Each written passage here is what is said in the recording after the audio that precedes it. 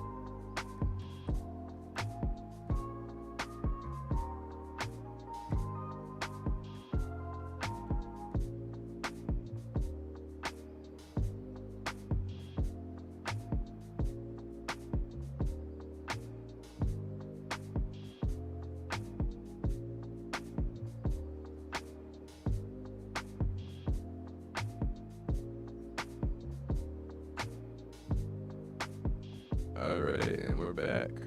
Day 2 of Bob Ross, Mighty Mountain Lake. Apologize for the audio yesterday. Head Tooth was telling me that there was an echo. I wasn't picking it up until I reviewed the video after. Hopefully, I got it sorted out. So we left off after the third step. So we started with the sky blue on the top there, created the sea or the lake gradient at the bottom, and then the third step was creating the clouds. So now we're going to go ahead and move on to the mountain.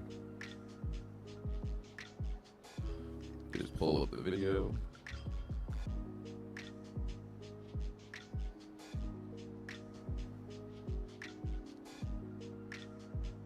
So right now he's lifting up the clouds and those finite details.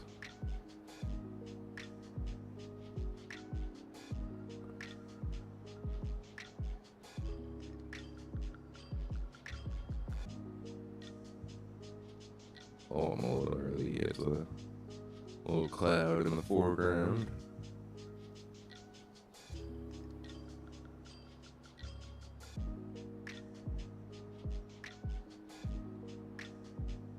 Alright, let's see.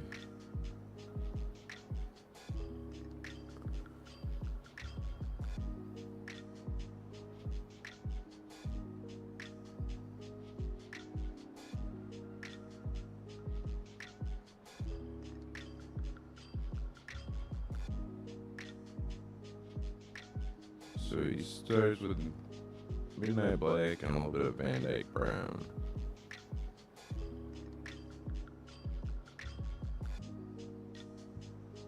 Alright, so those two colors, and it looks like he blends them pretty good, because you gotta keep an eye out for if he leaves the paint marbled, which, yeah, we're getting some marbled paint in here. So we'll do like I said before, we'll just watch through the entire step, because if you start painting early, he's gonna blend it or add something on top that's just gonna throw you way off. Ask me how I know.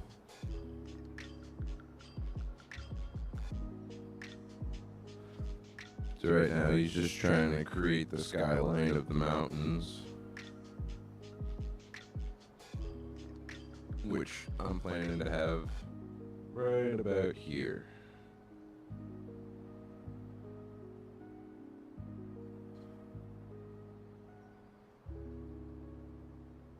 So one part you want to pay attention to when it's almost any kind of step that he's doing is watch the edges.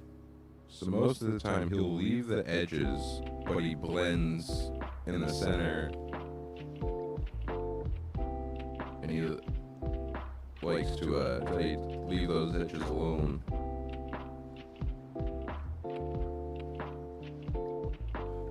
So I'm trying to break down kind of like what colors or textures are sitting on the edge. Right now he's using his brush to smooth out the mountains after his first outline. Also take note of the direction that he's smearing the paint, because we're going to try to mimic that later.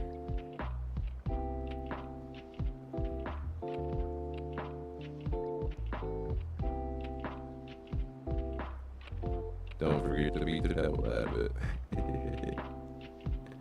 Cover the studio. So he's going white with some sienna, which looks kind of brown, so we're getting some like brown mixing.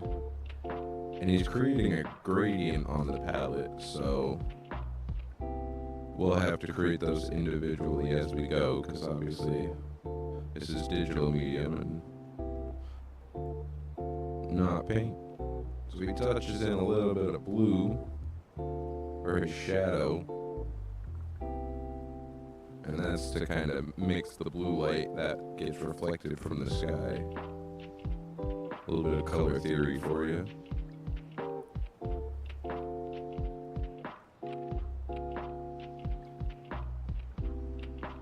So now he's gonna start using his knife and creating kind of like the snow patches on the mountain.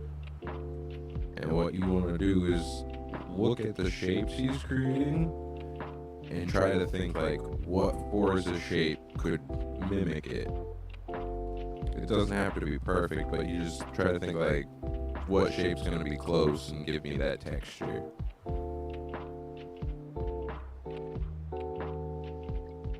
And then you can take those shapes just like him and go wild. You just mess with the colors and you can create different outcrops, different ridges, play with the light. So he's going from the top and pulling down. Seeing a lot of mixes, brown and white. He just put the blue into the shadow.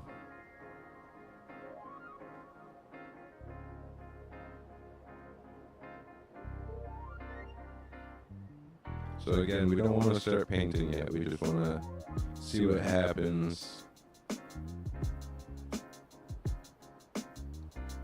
I don't know if he's going to add like snow patches. Maybe he'll add like some runoff foothills. So we'll just wait, kind of observe. So then that way we can have a good plan of attack.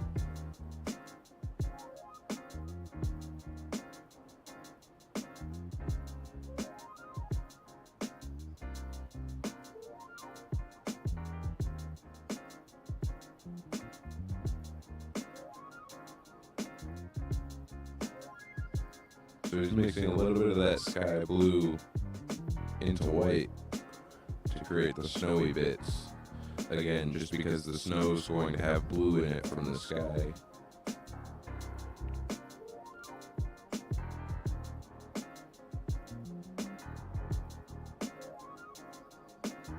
Still try to keep in mind of like the way he strokes the knife.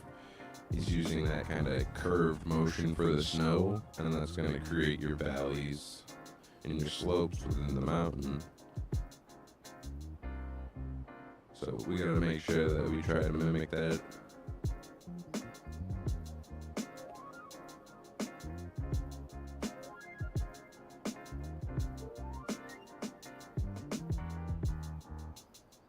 I'm going to skip ahead just a little bit, see if he touches the tops of the mountains again.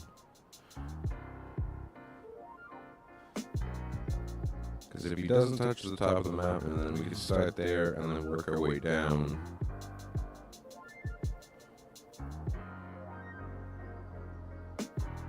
But it looks like he's just kind of working on the four mountains.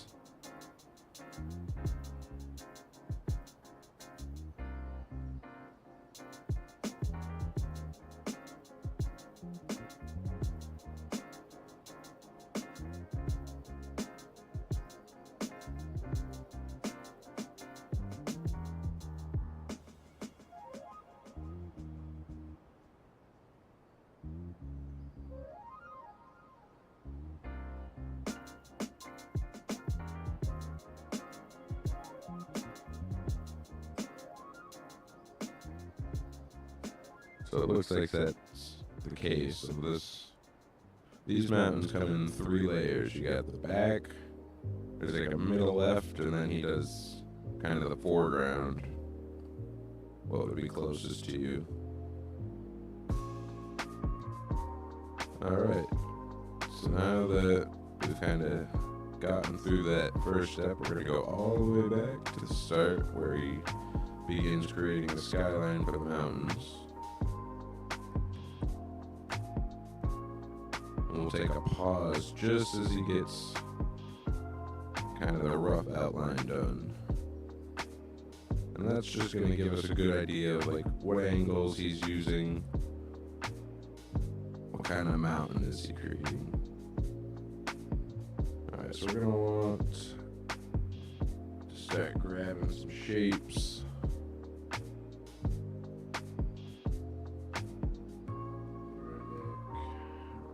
Back over here.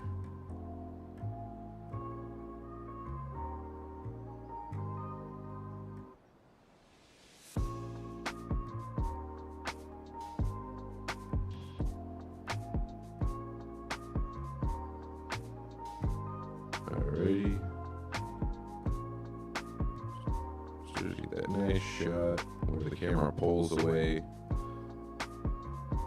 hit that pause button, and then we got a good reference. Alright. Let's see here. What would make a good outline? It doesn't look like he went with too much texture on the outline. They're somewhat smooth transitions between like the slopes and peaks. So we're not going to go wild with anything like this.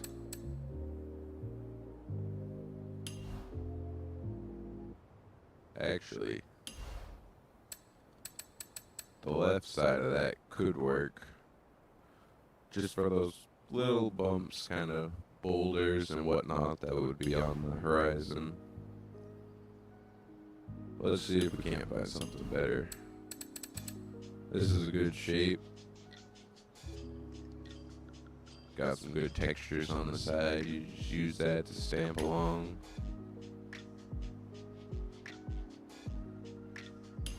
And if memory serves me, I'm gonna think that's what we're using. Tear sometimes has some good stuff. So let's try something new. Let's go with this. So he used Van Dyke brown and black. No idea what Van Dyke brown is. That just I hear brown. So what we're gonna do is take some opacity out. Oops, wrong one.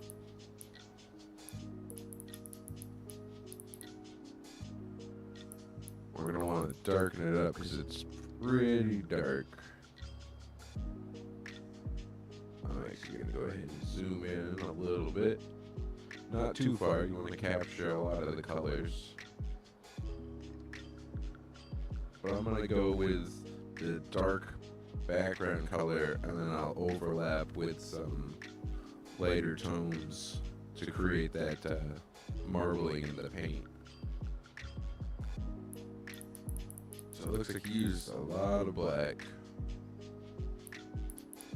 because there's barely any color in those mountains. But that makes sense because the further the mountains are away, the harder they are to see.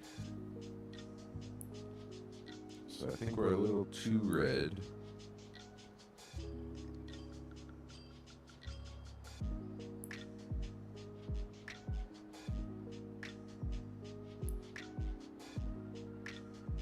Still too saturated.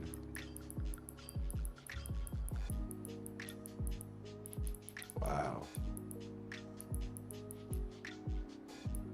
Kind of got my phone up to the TV and I just looked between the two trying to match the color.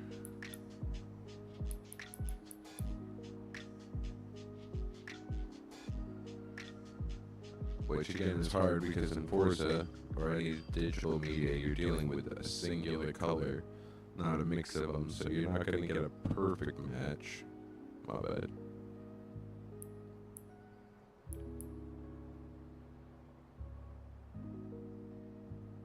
I think that's about as close as we're going to get. And we'll be able to mix more colors later. But this is going to get covered up mostly anyways. Alright.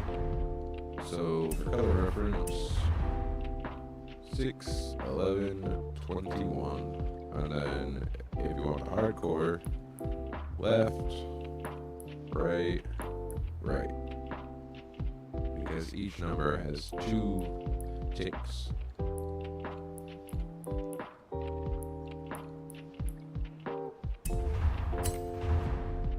Alright, let's see what kind of shapes we can get out of this.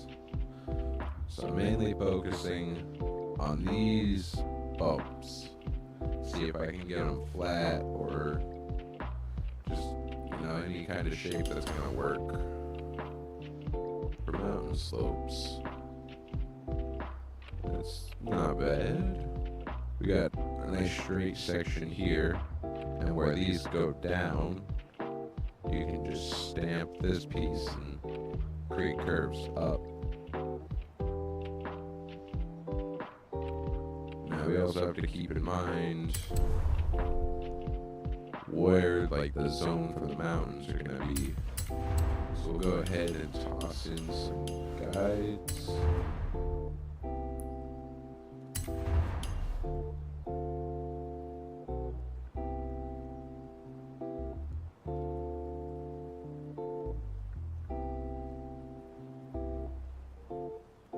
So now we gotta try to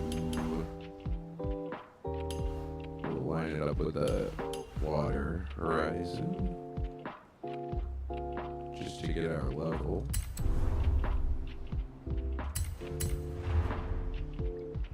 So let's see. He covers that white right up here. So yeah, he brings the mountains right down to the water and a little bit over it. Which we don't have to follow it exactly to the T. So I think right about there, because I know that there's going to be trees and land that come in right here, so I still want to make sure that we leave enough room for the water to do its thing. Alright, so we grab that, stamp it. Now, peaks of the mountain.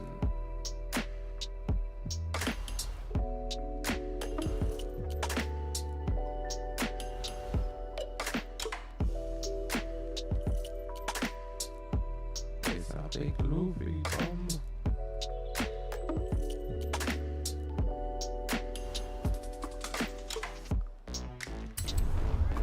Alright, pretty happy with that.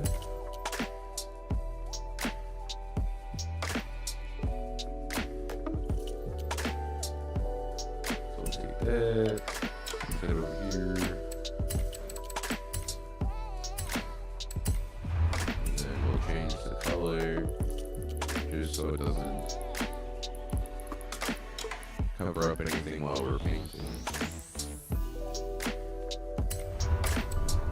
Alright.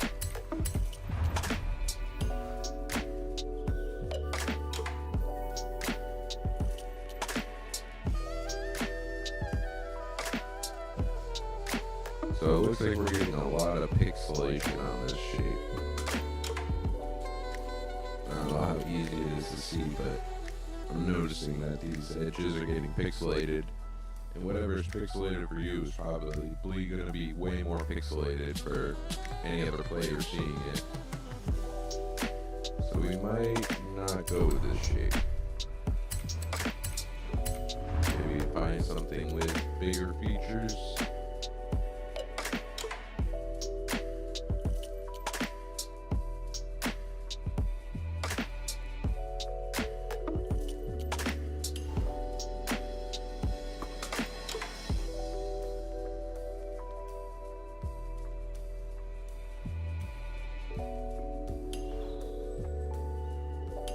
Maybe we'll go with that first shape that I mentioned.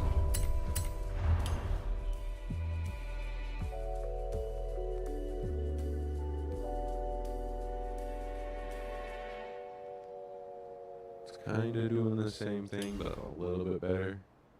We'll just try this for now.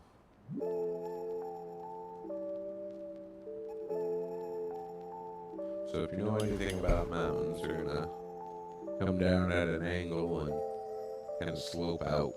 So we just keep doing that across the whole car, and we'll have our mountain range.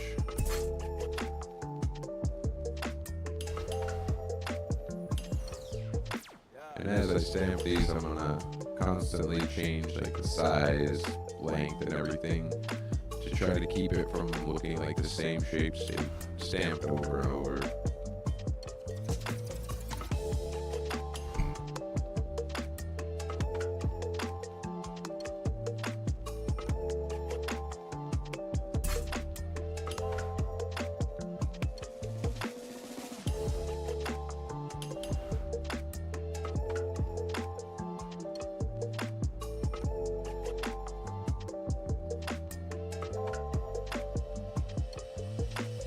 Try to picture kind of what kind amount of peak I want.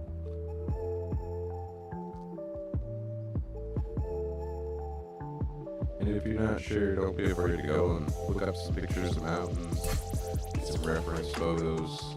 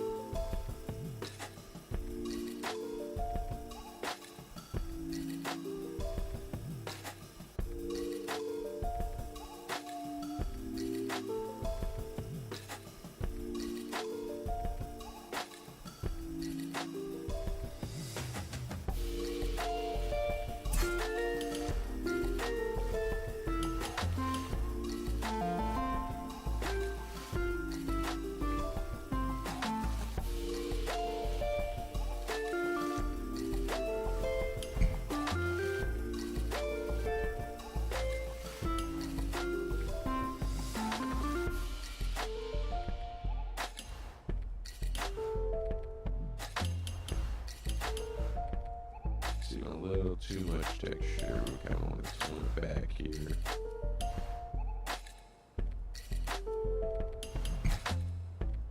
You don't want it to be over detailed because detail gets lost in distance.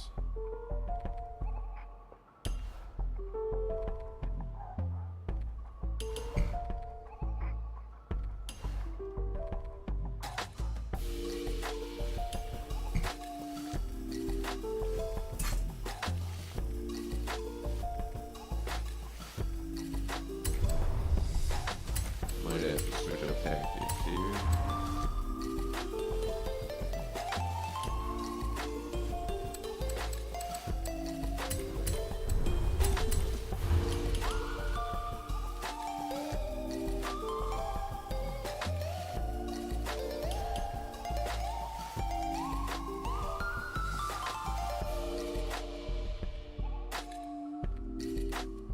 That's a little too straight.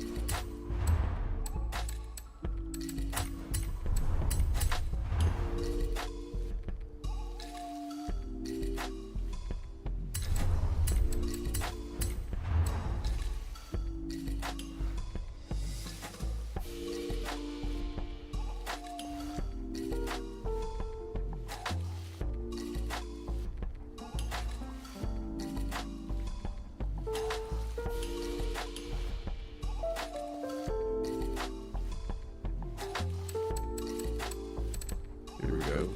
This could work. Got some pretty nice big bumps on the right side here that we use. See that shot.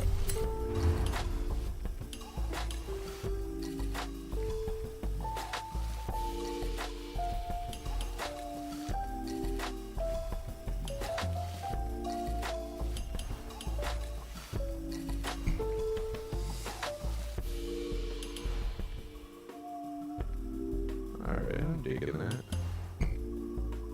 Could even use that for like snow runoff. Might just do that. Alright.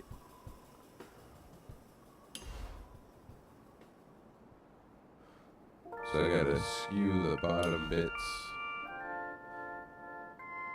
away so they don't stick through the top.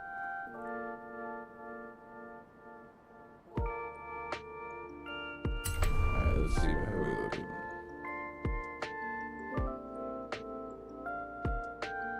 trying to think of that outline not to fill yet. Because this is going to be one long mountain range. Granted, we're doing really good for sticker count, so happy about that.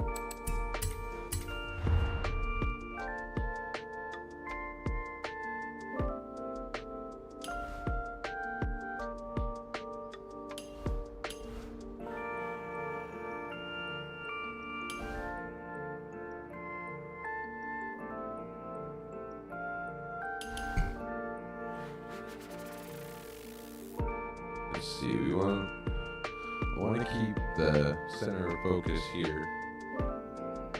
So I want these to be the tallest. I might just actually grab them, place them up like, I don't want to cover up my pretty clouds.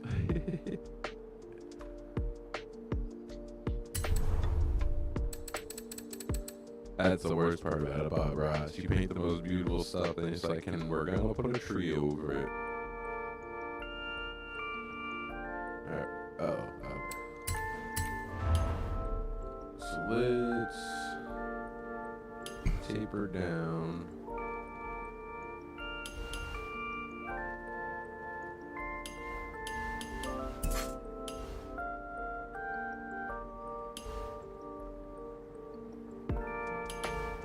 Something like this, I think.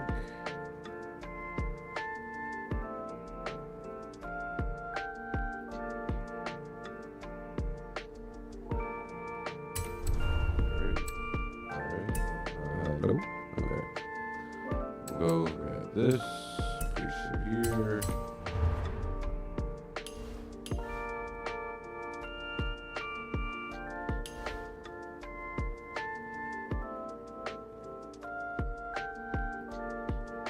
Look at that. One of those fine little mountain peaks just make their way in there.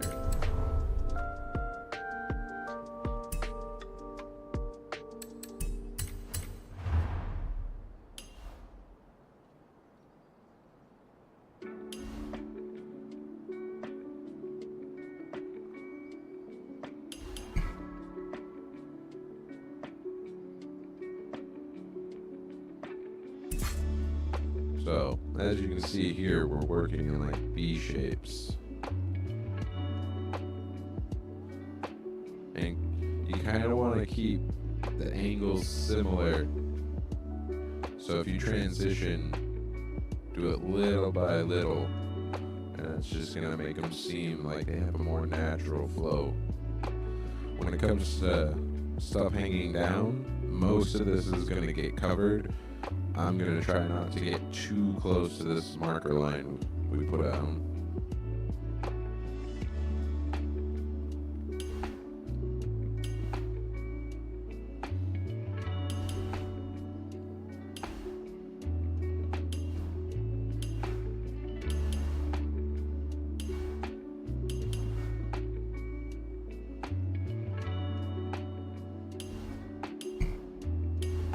It's looking a little too fuzzy for my liking.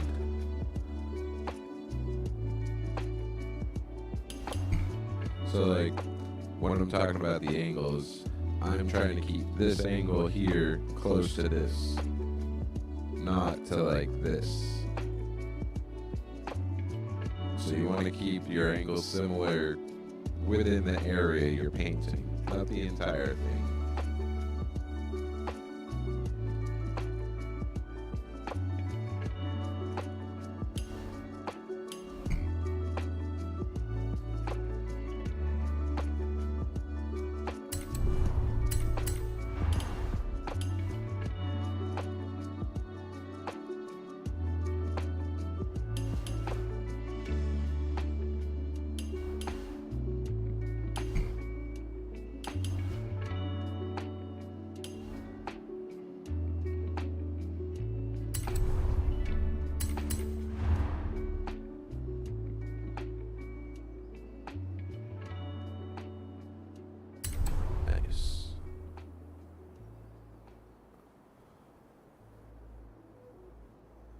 Let's grab you.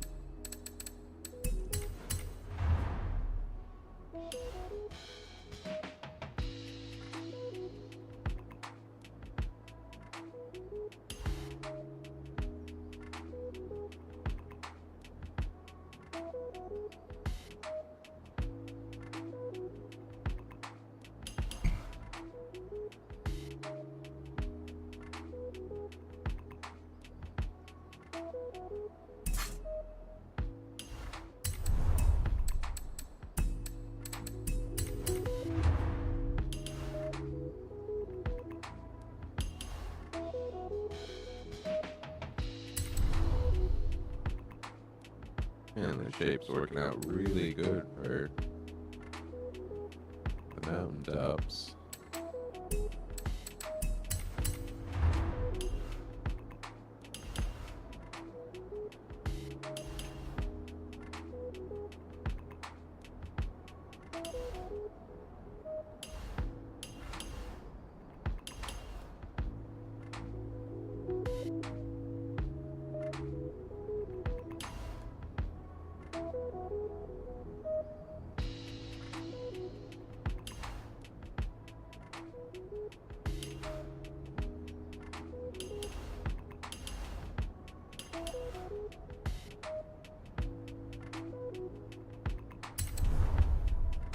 Now let's see if we can't save ourselves a little bit of time. So go ahead and group each peak. See if we can't recycle, reuse, ikiki.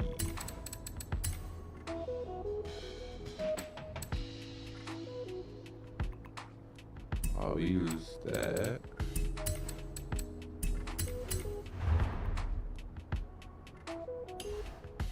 A little bit smaller. Flip it.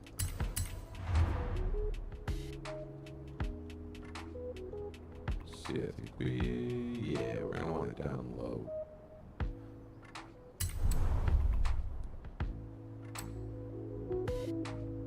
And then let's grab you.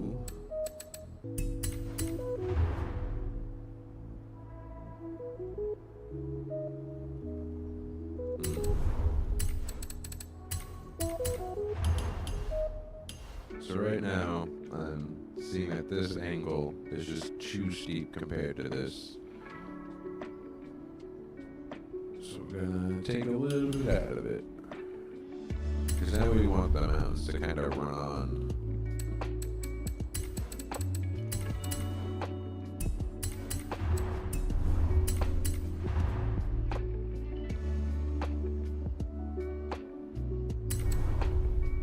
Something like that.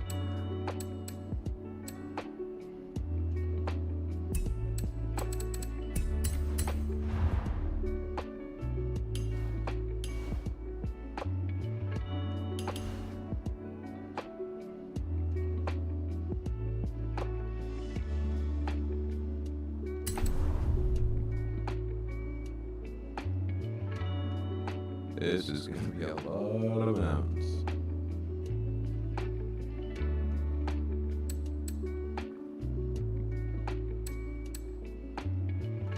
Maybe we'll take this here, flip it, because again, we don't want the skyline to look like it's just stamped and reused.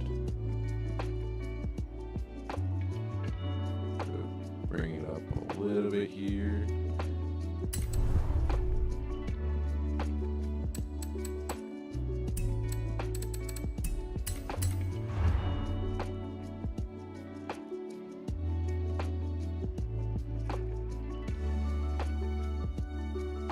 Wouldn't mind letting me know how the audio is.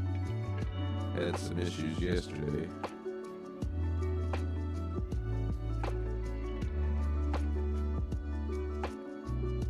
Let's see, we'll flip this.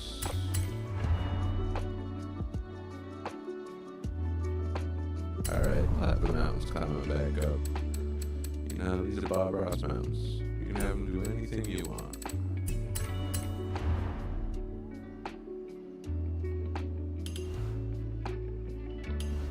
Oh nice little double peak there. Alright. Have him rise up over the wheel well.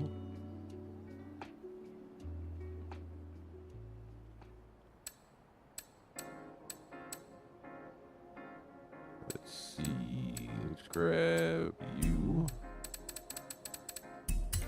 Oops.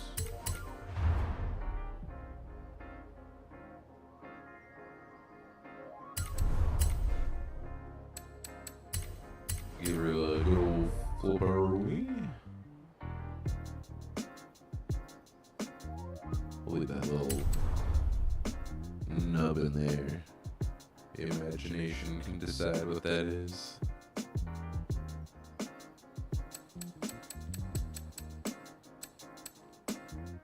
Let's grab these two. Make ourselves a little saddle.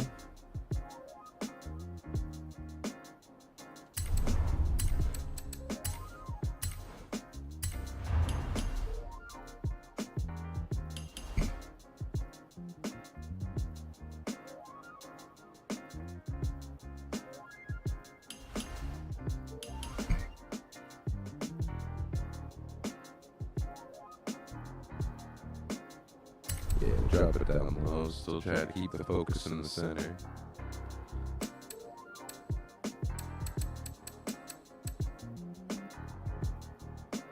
Let's see, which one shall we grab? I think we'll take that one.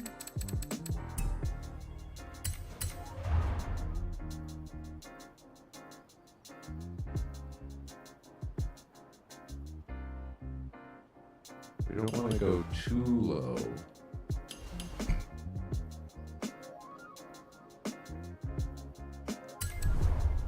I think one more ought to do it. Grab you.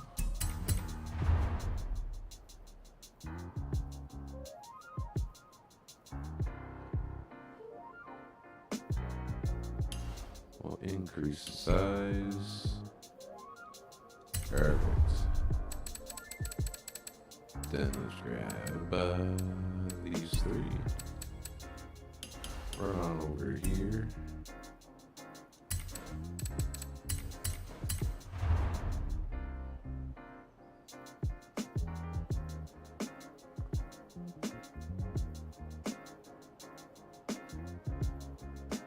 Something like that, just so we know where we're wrapping around.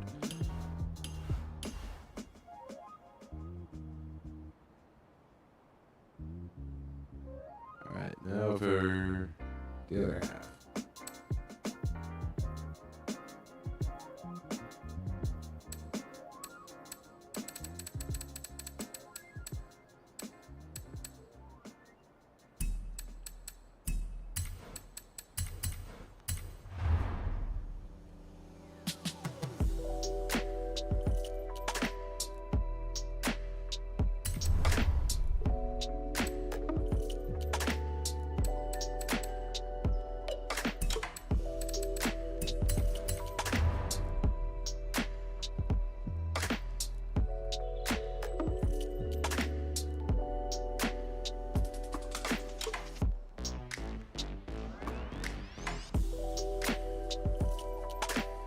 At this point of the page, it looks like a toddler came and just destroyed the car.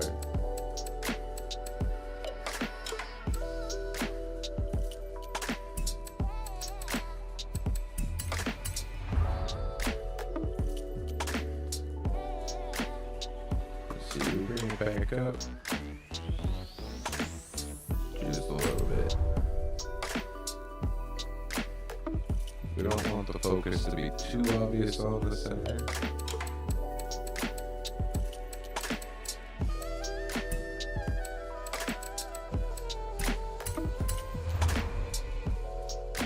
How are we still not even at 500 stickers? I'm not complaining.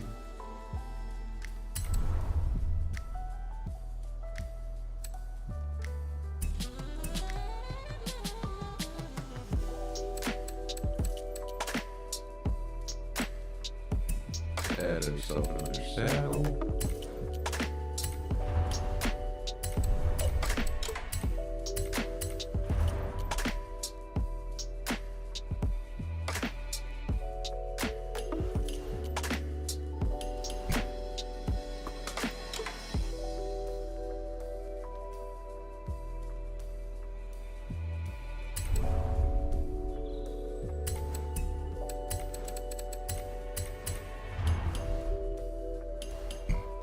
adjust this angle to make it flow a little bit more naturally.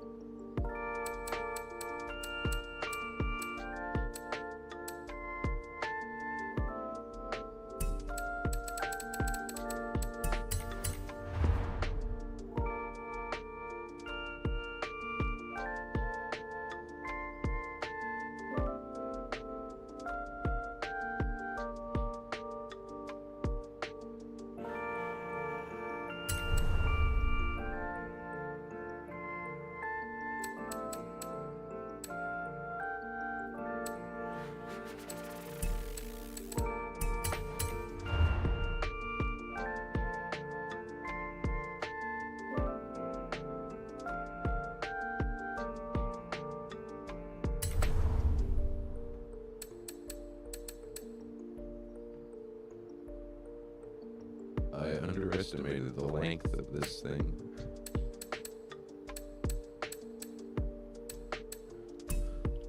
Go ahead and grab those.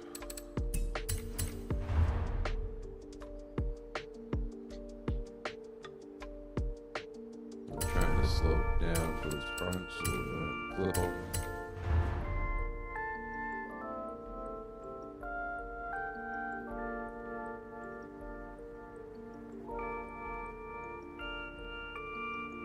That's pretty cool.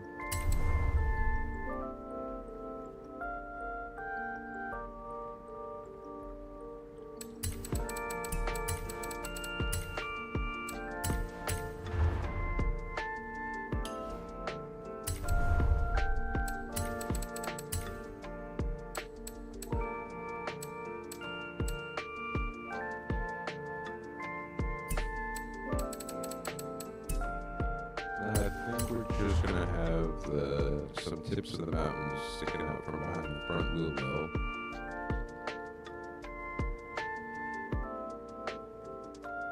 Something like that.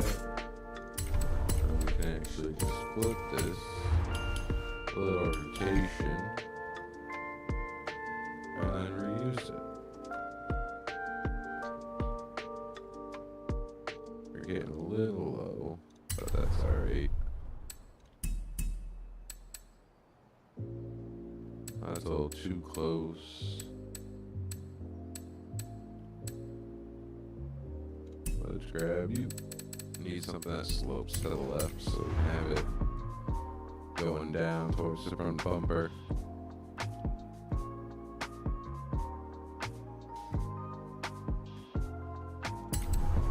Alright.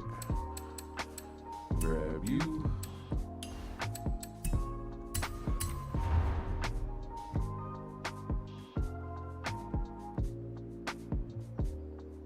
Put a little mountain peak on each side there. Make that look pretty snazzy. Alright. So now that we got our black brown mixed into the skyline, we're gonna fill it up a little bit.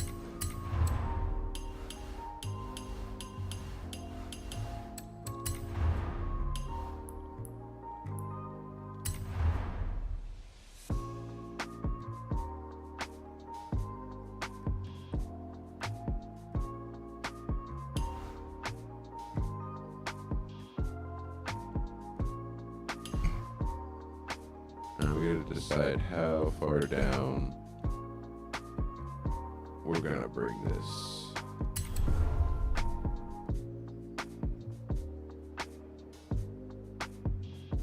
I'm thinking maybe a little higher than that.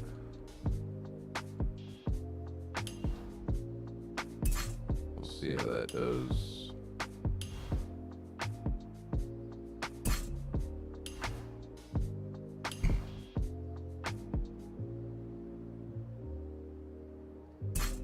just using triangles to fill in the peaks. So then you come out with this awesome mountain silhouette.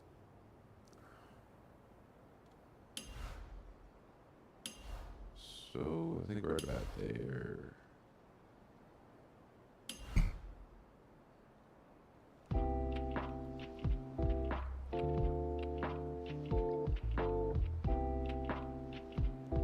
Maybe a little higher.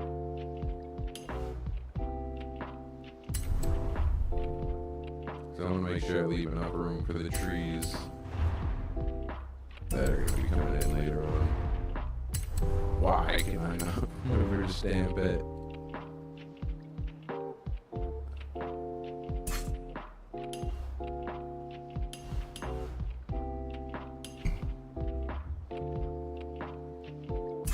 And the bottom line doesn't have to be perfect, because that's going to get blended.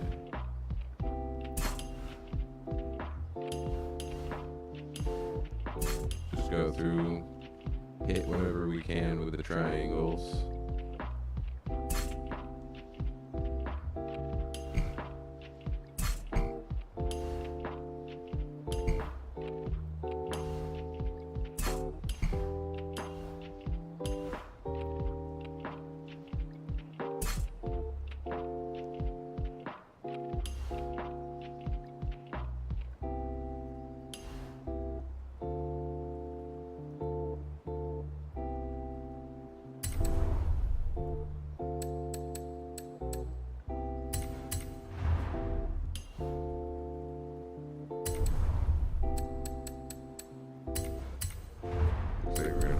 Most of this.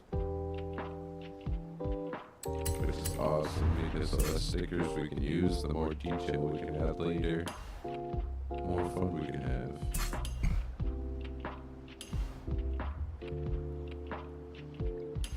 We're gonna rotate it to match the guideline. Pull these up a little bit.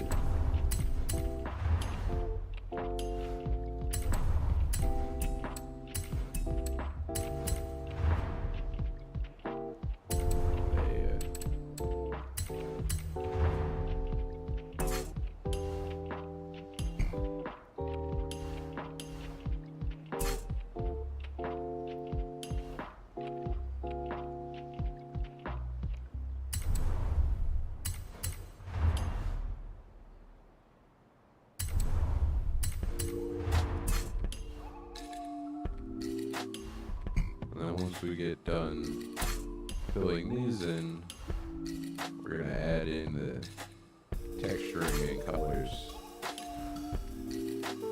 that make your mountains look real,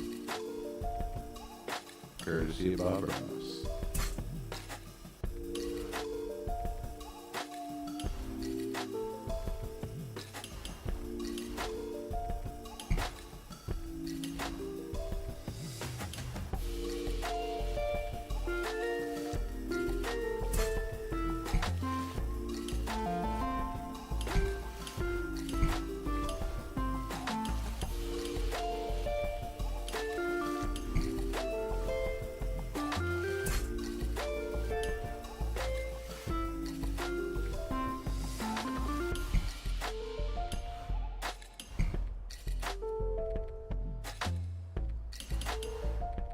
A little bit of skewing to get that to set right in there.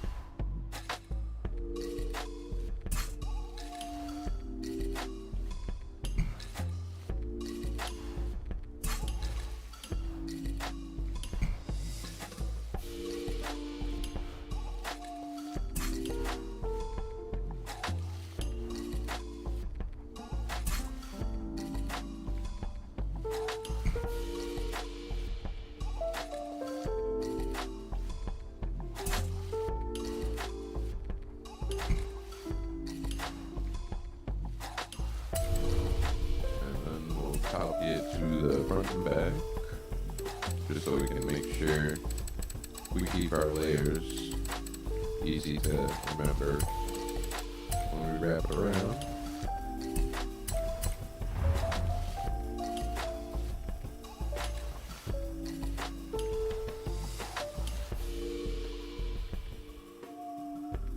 We'll just do one for now.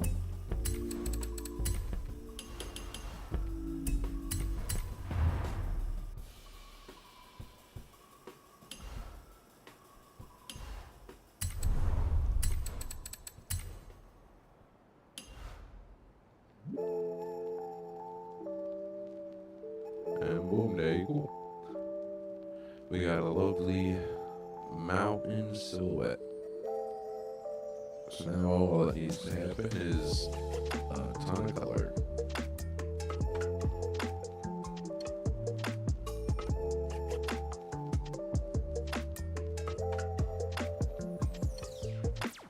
So on that note, we're going to take a quick 5, let the dog out, and then I'll be back to continue.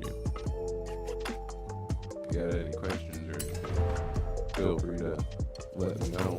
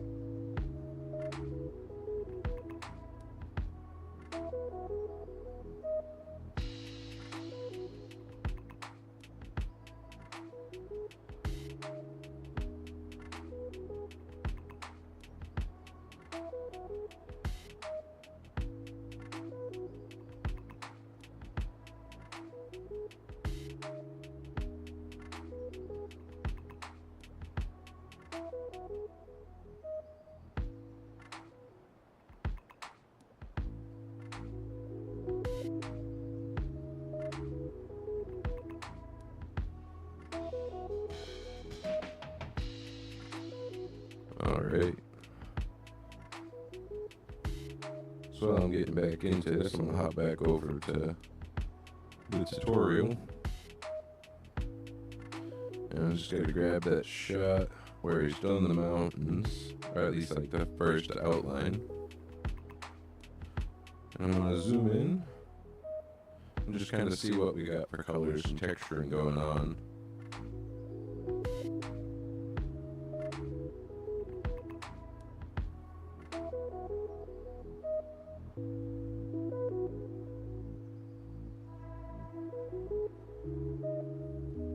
And if you'd like to know my timestamp, it's at 8 minutes and 5 seconds on Bob Ross' Mighty Mountain Lake, Season 16, Episode 12. And I'm just zoomed in, panning back and forth across the skyline.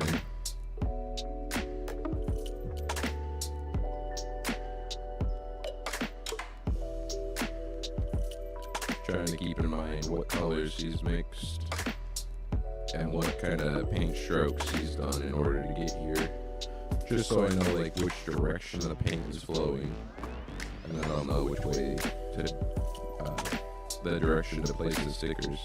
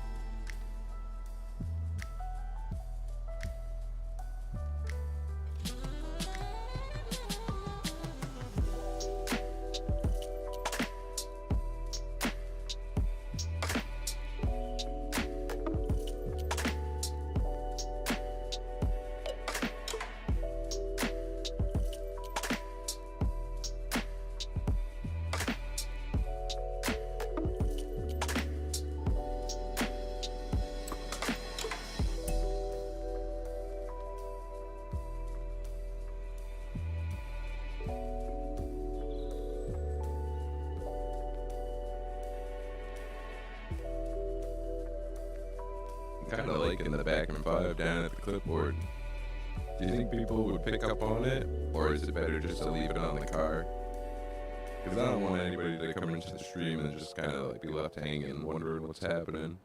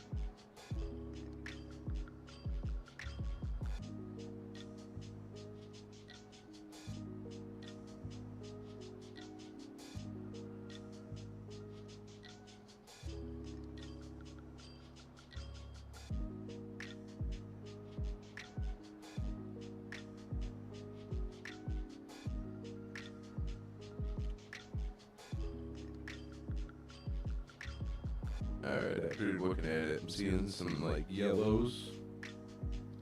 I'm gonna guess that's the white lighting up the brown. So it's more of a tan.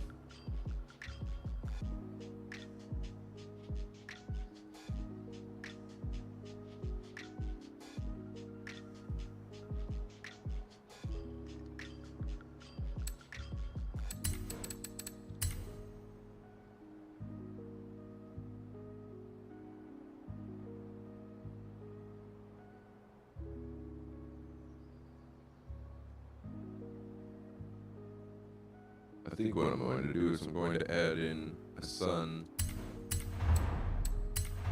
like a dummy.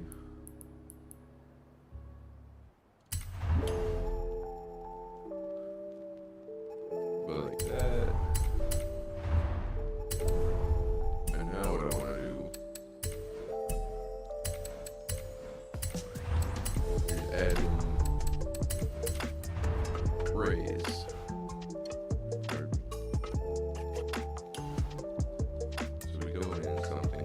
This.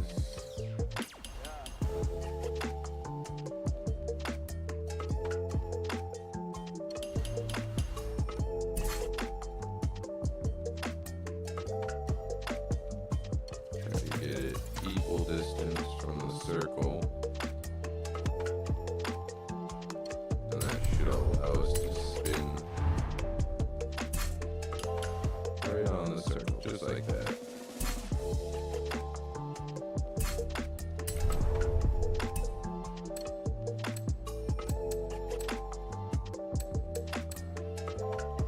Those two and those two.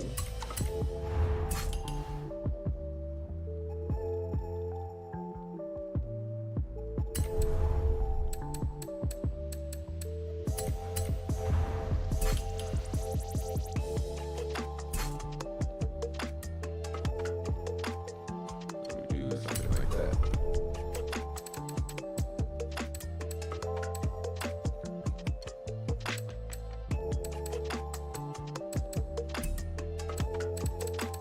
Now what this is going to do is give us our light reference. So let's see, where do we want the sun? Do we want it really high?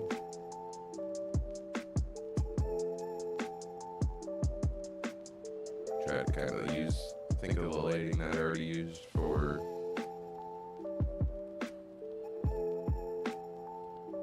the clouds, so then that way everything kind of meshes together. So I think something like that will work.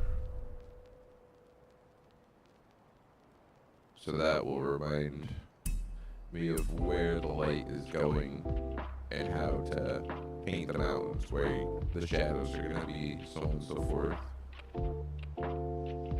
So rocking back over to Bob Ross, 8 minutes, 5 seconds in.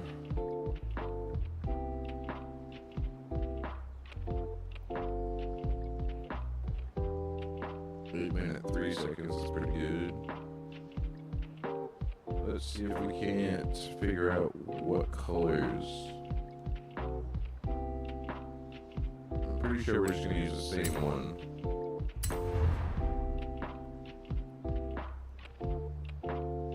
I think we're going to start off with the gradient circles, just to kind of get us in the ballpark. So let's see.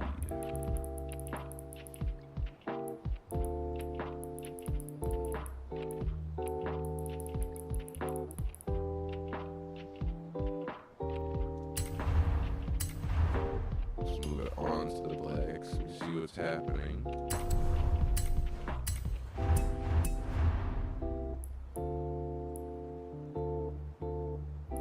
I'm seeing some pretty strong like yellows.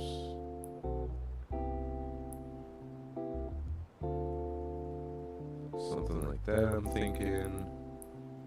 Take a little of the opacity out, because he's got some really blended colors. Or at least a saturation with the opacity.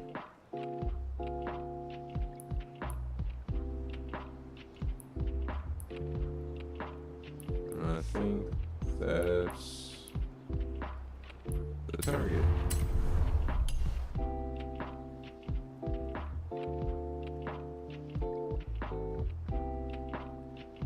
So now we gotta think where the light's gonna be.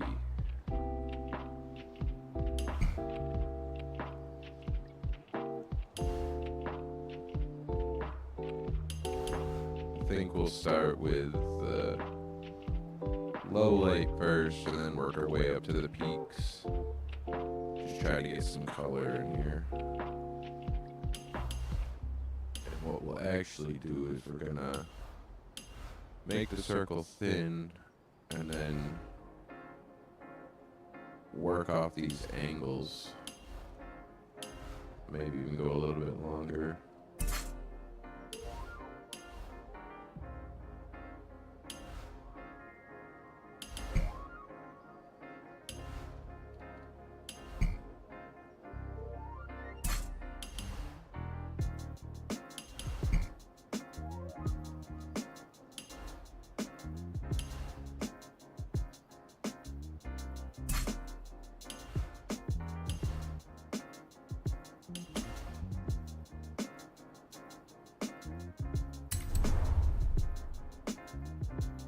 Alright, looks like we're a little too saturated still.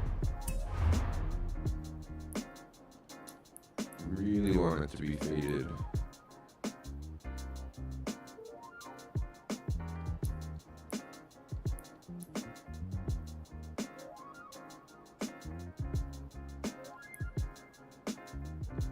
Maybe a little bit brighter.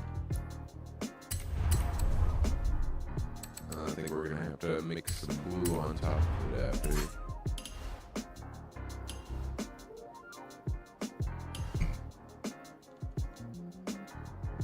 So I'm just trying to focus on what the tops of the ridges would be.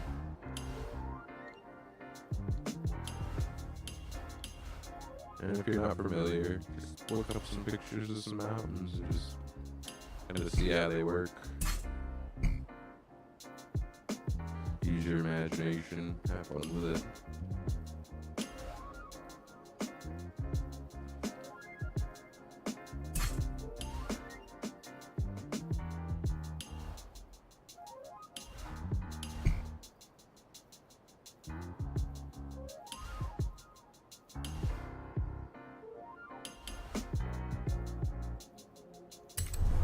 So one thing I'm trying to do is like here, I want to try to keep it darker, and the same thing goes for here and here, because those are separate peaks. So this would be like a valley running down. So we want to try to make sure we keep those sections dark. This, I'm trying to keep more of a ravine, nice and open, so just kind of play around with it.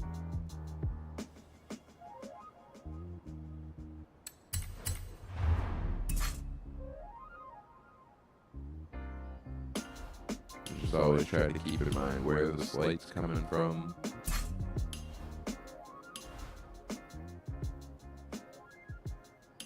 Don't gotta get caught up on the details because it's far away.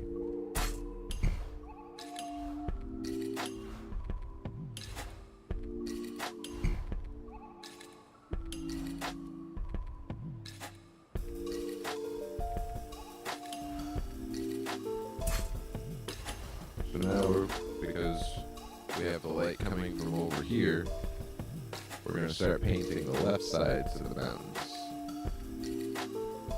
While we were here, we were painting both because the light's directly above it. But now that we're over here, the light's going to hit this side, and then the other side will be shadows. And then once we get to the other side, you just swap it around and continue on.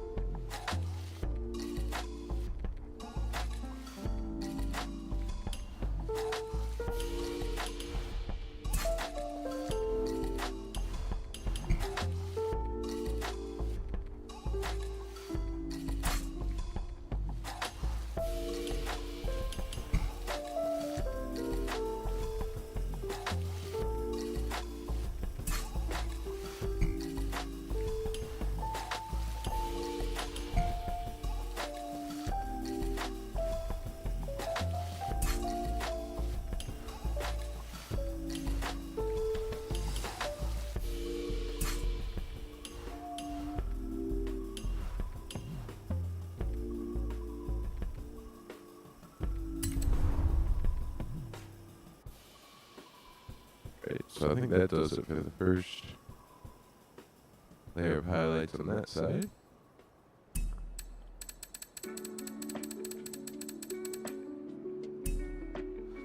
So now we'll work our way over to the front.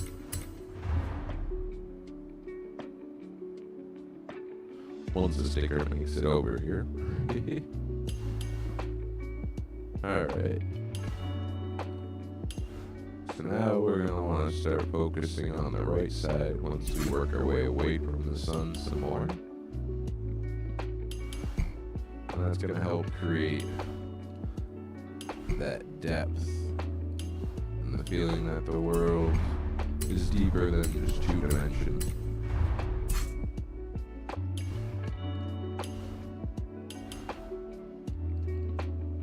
But we're still pretty close to underneath, so I'm going to try to add as much as I can.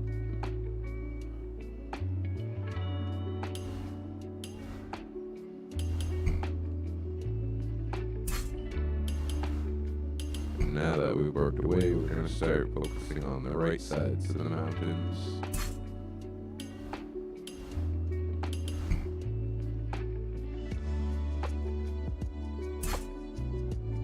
I think right here we're going to have it come down. I think that'll look pretty cool. So as you're doing this, you can start planning out what the forefront of your mountains, fronts of your mountains are going to look like. Where you're going to add little extra peaks or outcrops or what have you.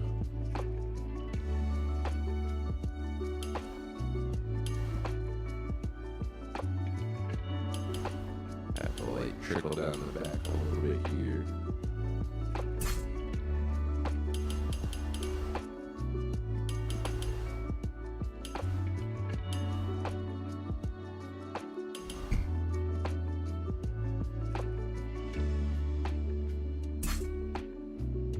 So any way you want to have your mountains, you can have them. Use your imagination, have fun.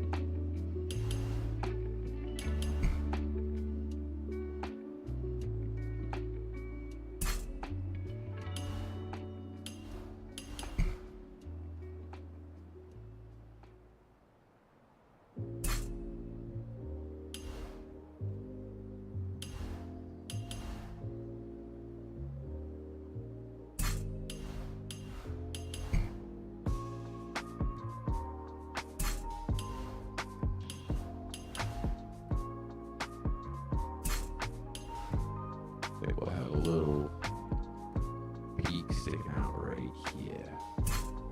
Yeah, that looks nice.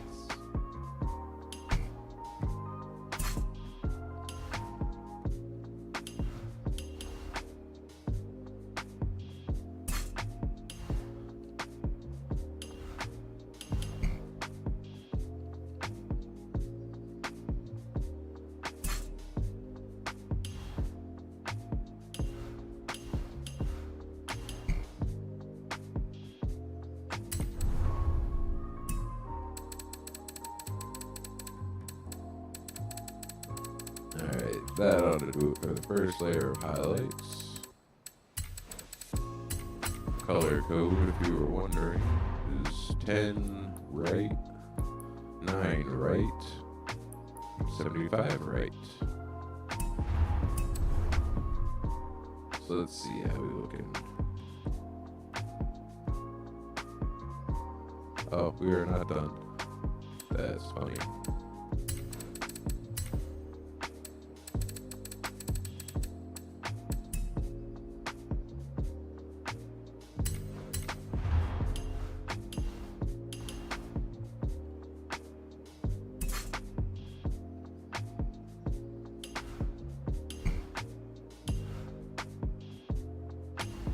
So I'm trying to section these circles off to,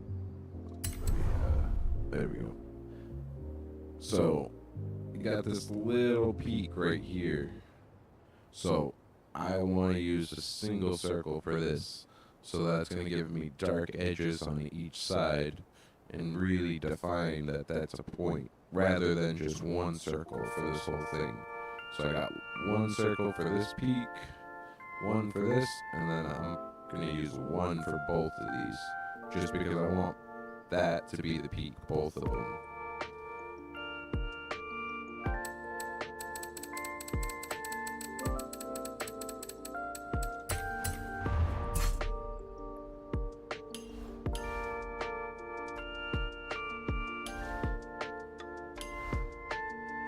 And because it's the top, I'm actually going to make it just a little bit brighter.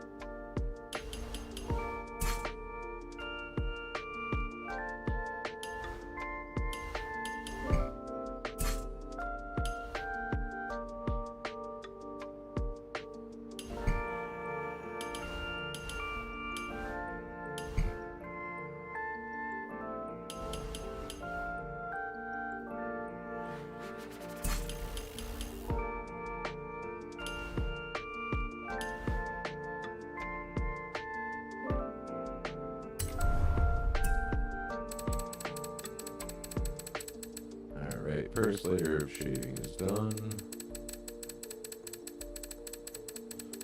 Group those up. Add one onto the front. Let's see. I think we'll still use that sun for this side, and then that should translate over here when we mirror it.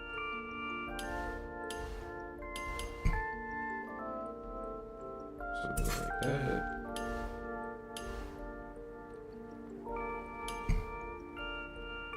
And do something like that.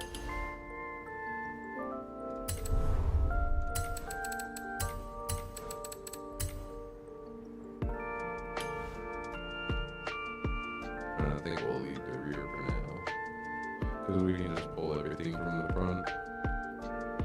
Alright, going back to the video.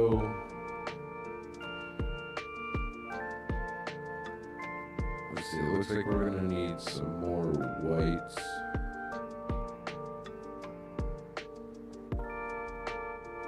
And it looks like it's still just a little bit more yellow.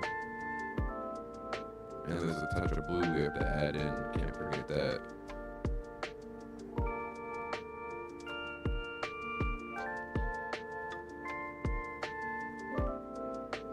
Alright, let's do that. And we'll go with this.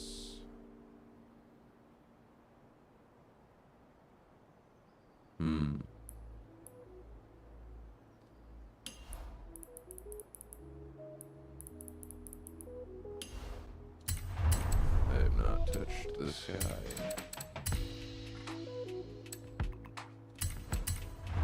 So we'll grab that color.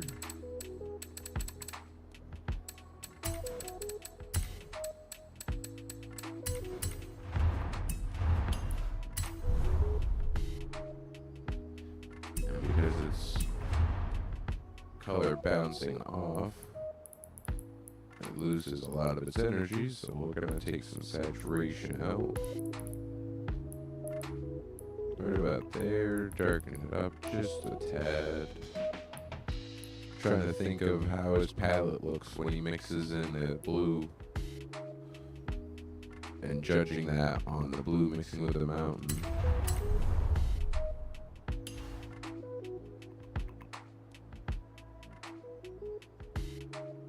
So now what I'll do is go here. I'm gonna make sure I don't go too low because I don't want to get layers into the water. So right about there. Then we're gonna lower the opacity and try to blend it in there.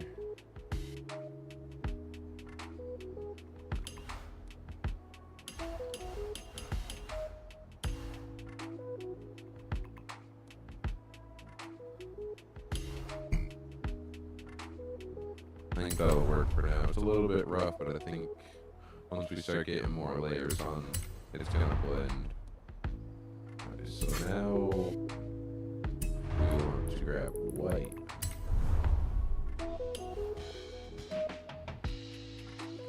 So this is gonna let us see kind of what's going on with the gradient, how it's overlapping.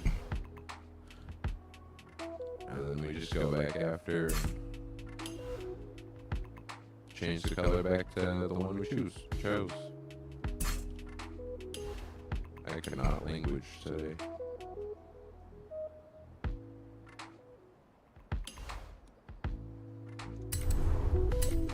So I don't want the contrast between them to be too much. I want to try and create a nice smooth gradient, which is why I use the white so I can see what's happening.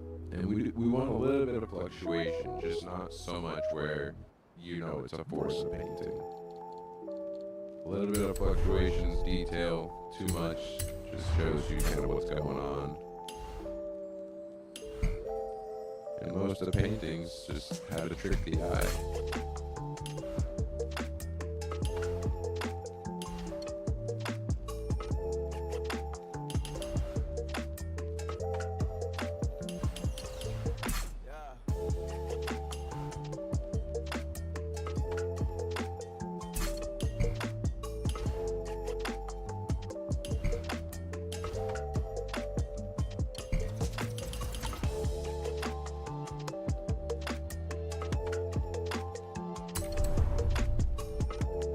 Before we get too far into this, we're going to give it a look. Yeah, I had a feeling I was going to be a little too blue.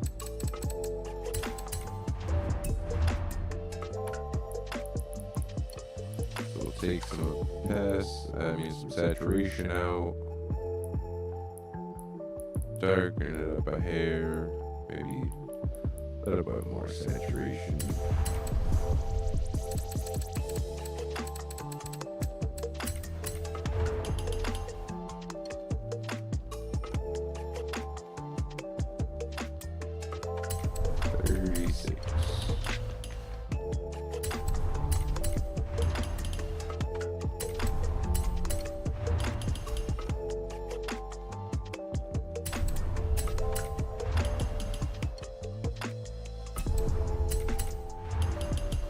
There we go. That's looking a little bit better.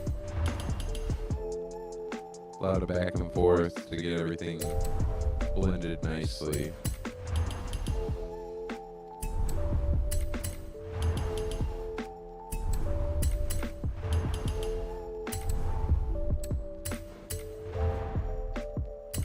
And then we'll go ahead, turn it all back to white so we can see what's going on with the paint.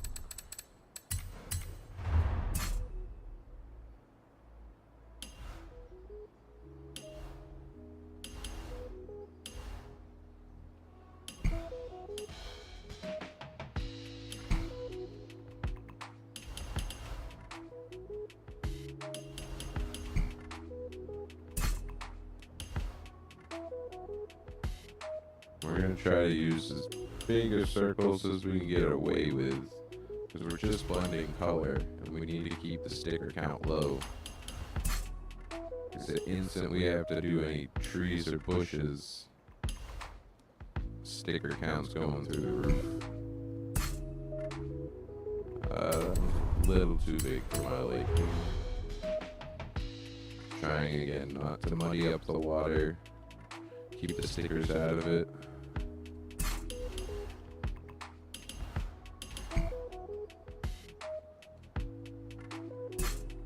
Alright, right side's done.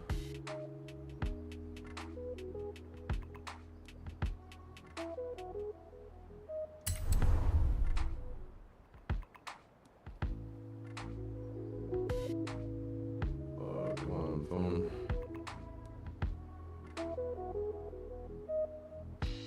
Oh, Scorpion, what's up?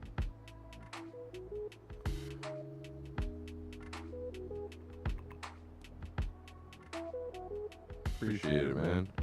I don't know if you're still with me.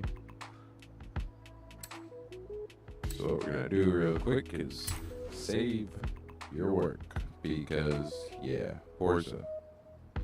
Anything happens and you lose all that, it's gonna be a bad day. Ask me how I know.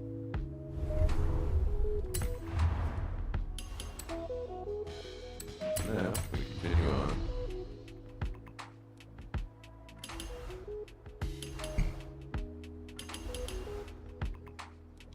36 was the number, so try to stick with that. We're back near the focal point where we want the focus to be, so we're going to get a little bit more technical with the circles. And then as we work away, we can start to cut corners and save stickers.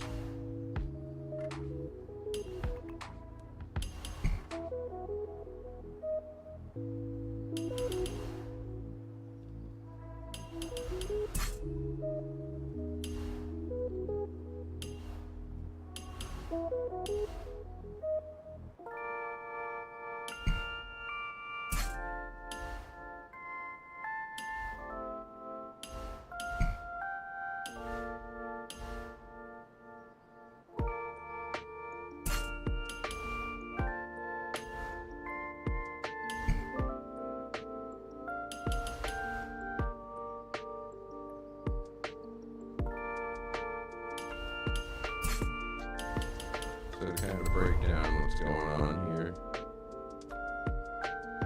So I have the light going up the slopes of the mountains according to where we have the light set up. So this is our fake sun, just to let us know the direction. So you just keep working this angle, and that's going to help give you that perspective.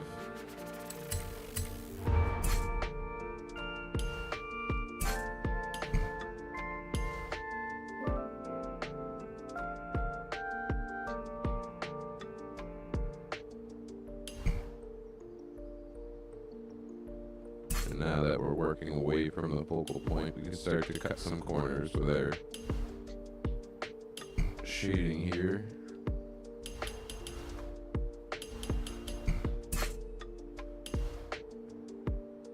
And that'll give us room for extra happy little bushes.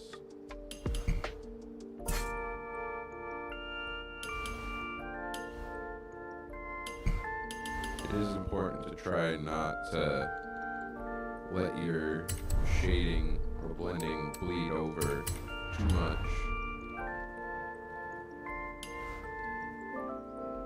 And it's very easy to do so just because they're so hard to see.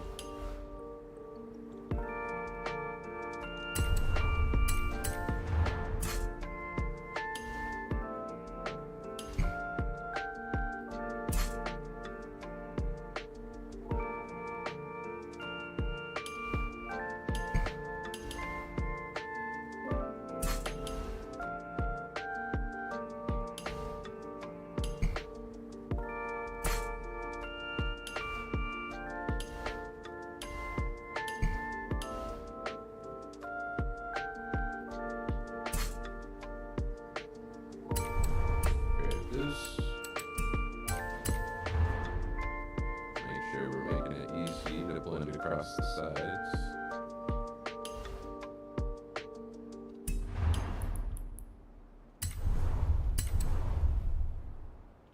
Perfect. Go back over here. Group our second layer of shading.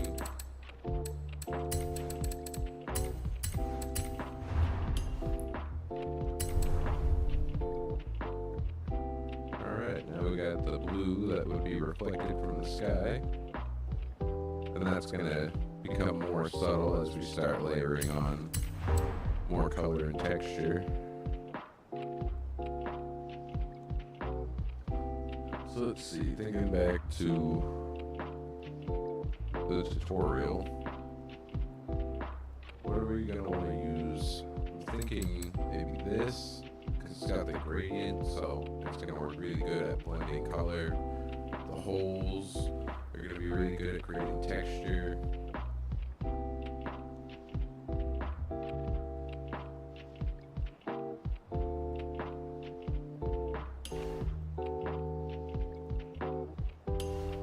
Get wild with it, try something new.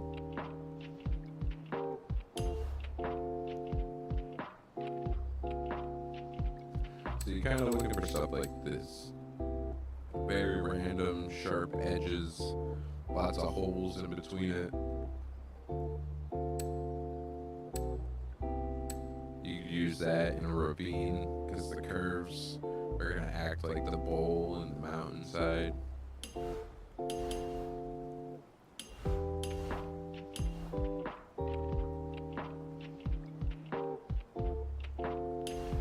Now I'm thinking it's gonna be another 2 or 3 layers on the mountains, so we're probably gonna want to stick with a solid shape, and that'll show through later. Let's see.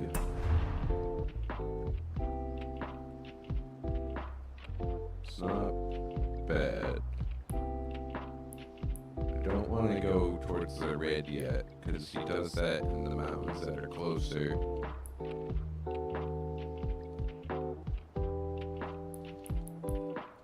Take it, bring the darkness down a little bit.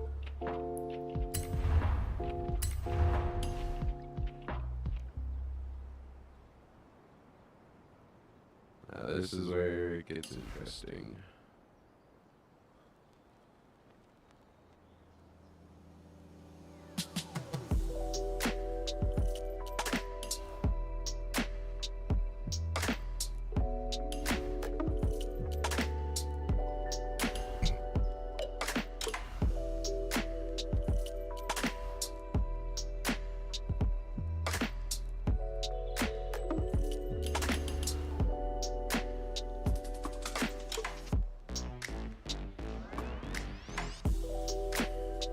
A good spot to check out is where he's mixing the colors to start going over the mountains. It's going to give you a good idea of what different tones and shades you want to use.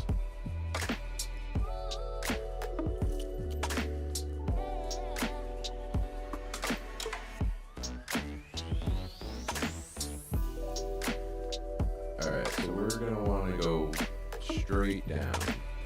Not at an angle yet. So let's see if we can't do that.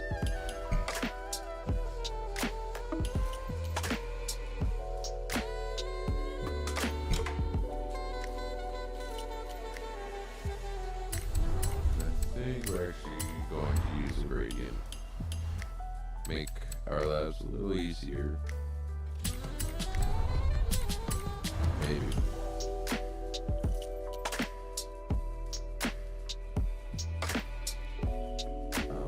Zoom in closer.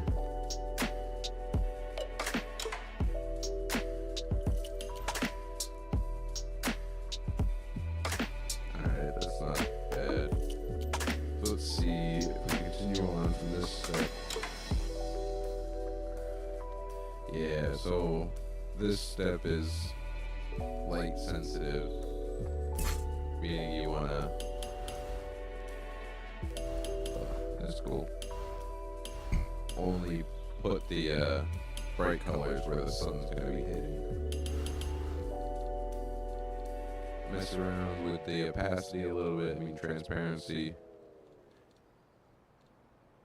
And this is going to help keep it from looking like the same shape, just stamped over and over.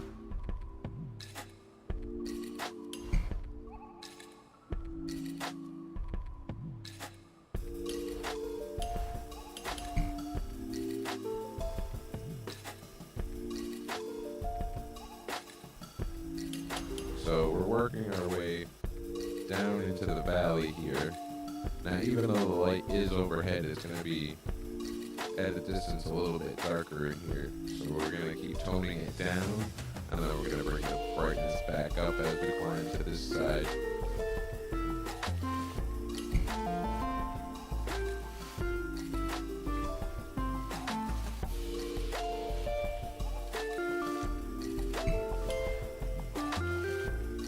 Try to line up the sticker with the skyline a little better. A little rotation, and then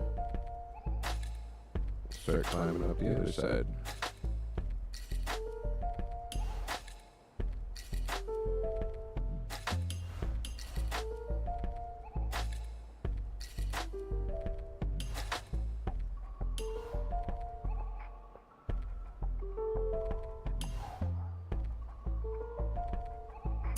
looks like we're gonna be able to get away with just 2.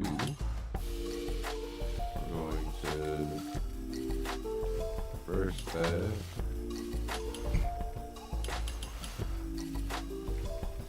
Turn the transparency back up because it is the peak. Be nice and bright in the sunlight.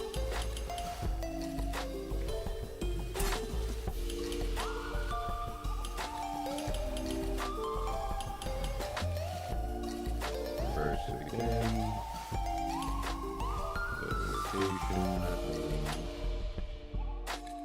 Just skew it so it matches the slope of the mountain. Let's see, we go down with this one. Yeah, it's pretty good. I think what we're actually going to do here, bring the brightness up. We're gonna make it a little bit taller. If I can actually do this.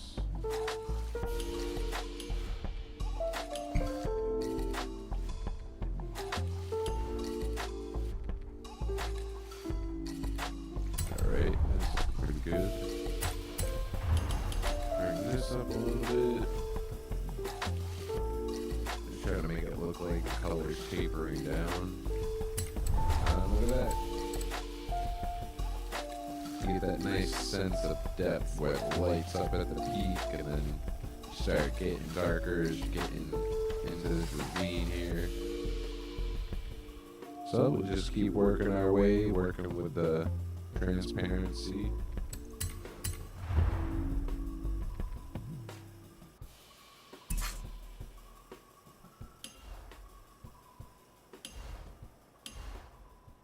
This shape's working out really nice.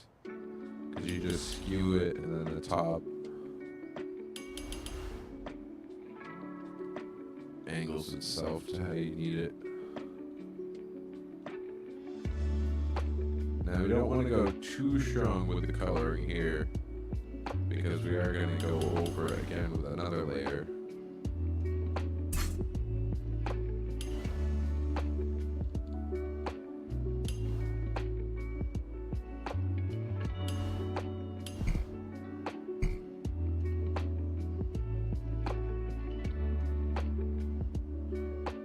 Don't be afraid to leave like this little pocket here, this little one, because it might seem off as you're painting it, but once you get to the end game, this dark spot is actually going to turn into like a shadow, and you're going to start just seeing really cool formations in your mountains that just create themselves.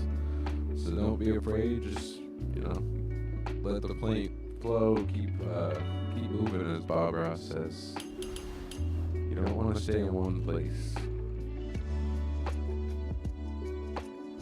What we're going to do here is we're going to put the transparency really low. And then this one's going to overlap it, which will give us even more cool shapes.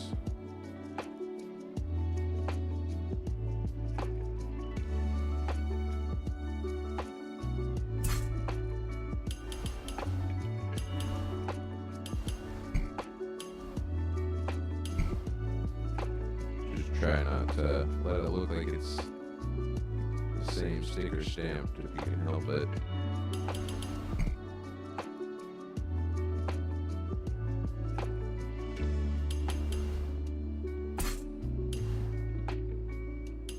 Now let's reverse it. Get some different lines in here.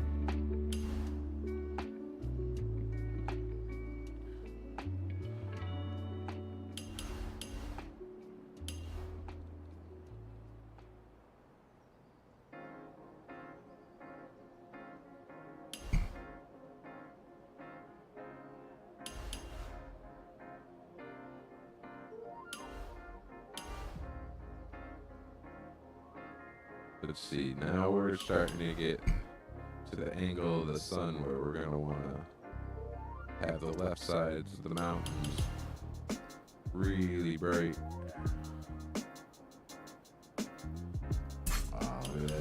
comes to life so quick. Bob Ross was a madman, and I thank him for it. And his teacher.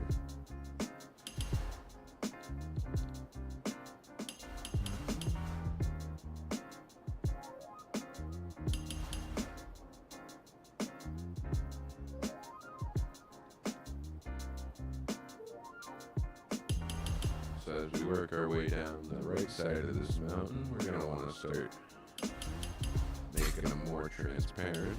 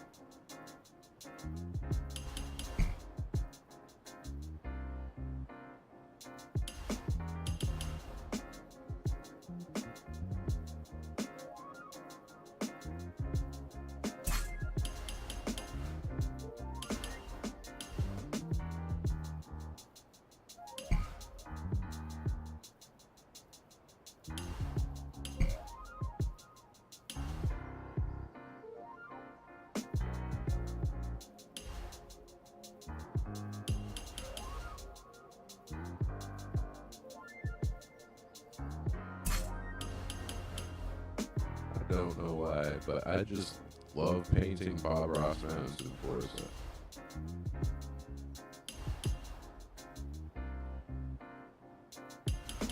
I was doing it as a meme originally, somewhat.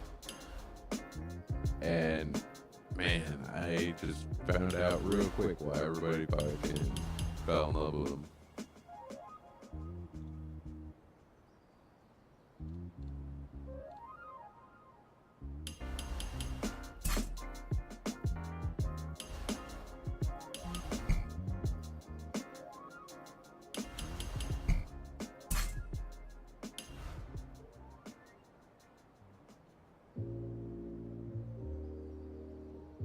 So we got a little uprising right here. I think I'm gonna try to get some effects of light in there by brightening this up rather than making it darker.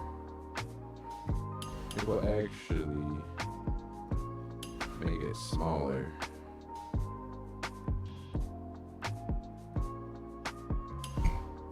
Like this.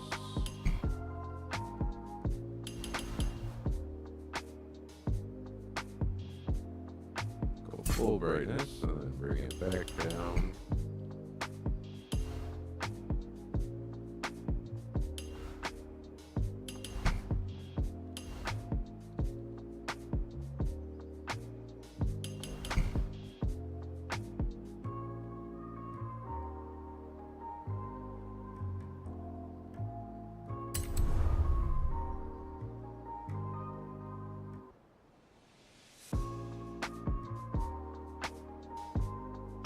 Alright, now, if I could remember what shapes I used for the background, I'd actually be able to make my shading a lot easier. Let's see if I can't figure a couple out. So we'll group up the peaks.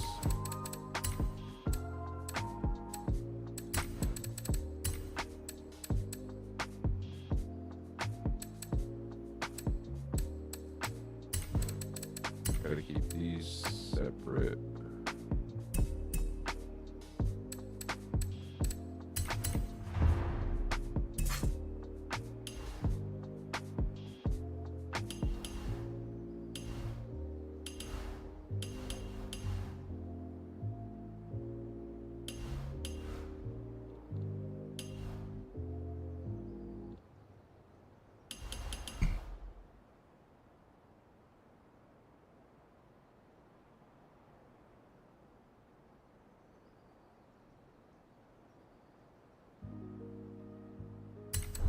There, like that.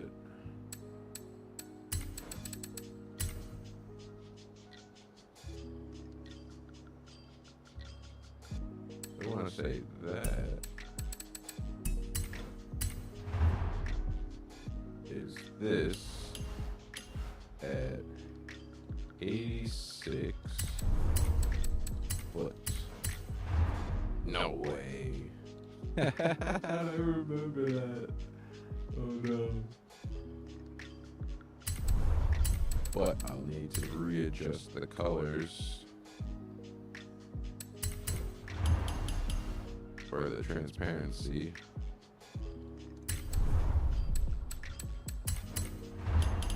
So that way they fit the direction of the light.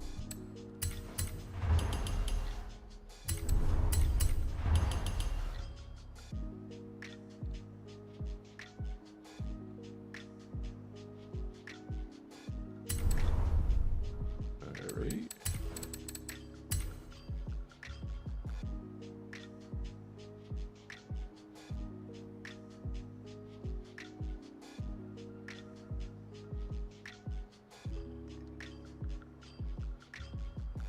Just kind of stepping back, evaluating the work.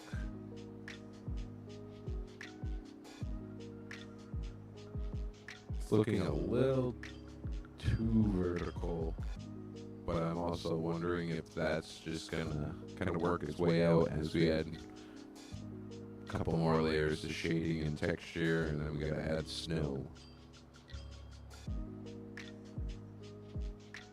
So I think we're good for right now.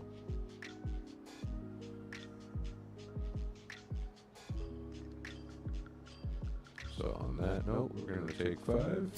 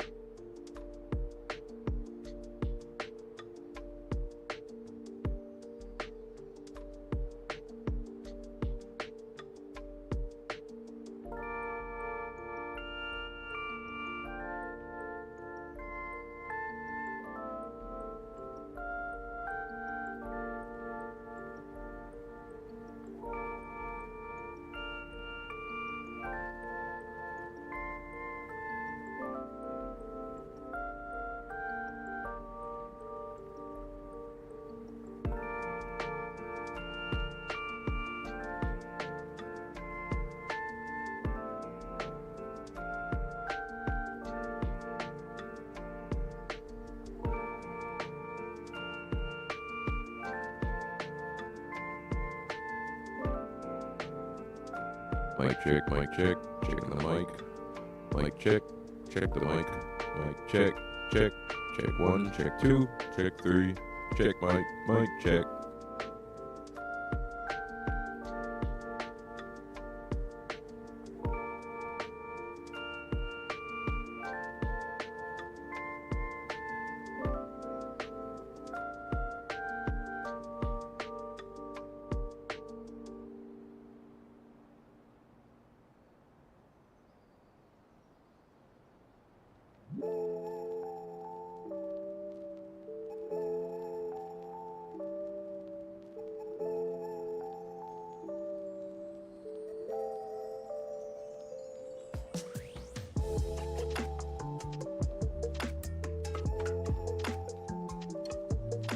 Alright, let's finish getting this detail put onto the mountains. One thing I noticed as I was stepped away from the paint is I'm going to try to create kind of a taper of light, so it's going to be brighter here, and then we're going to try to just gradually make them,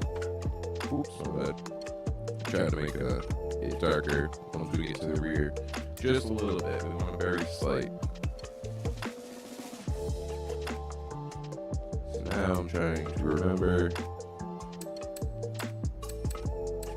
which pieces are what.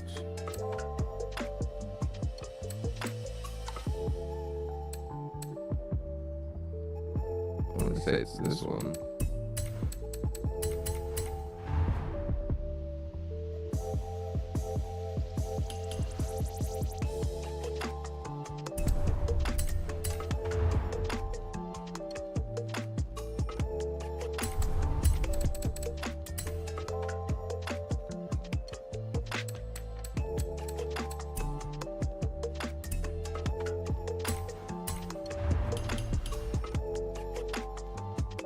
I was trying to cut some corners and save some time, but I think it's going to be best if it's just done custom all the way down.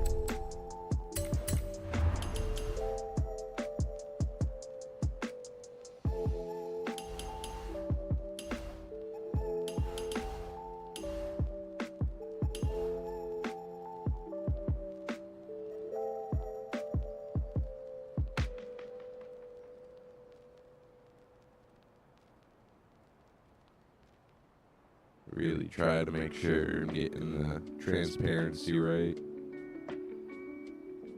Gotta step back, look at the whole thing.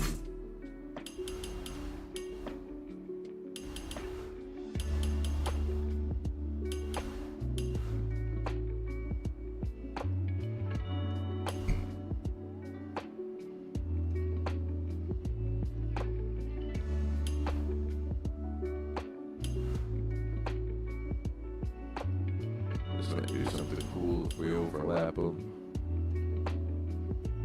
So now I'm gonna try to match the brightness of these, maybe a little darker, rather than trying to match this brightness. And if we keep doing that, that will create the effect we're looking for. So this one's a little further back. Adjust the sticker a little bit, keep it from looking too similar. See, it's a little further back, we'll go just a little bit darker.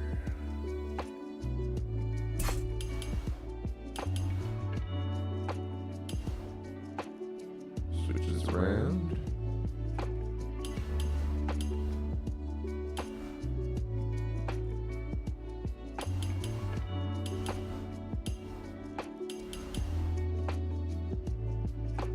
That's gonna work perfect.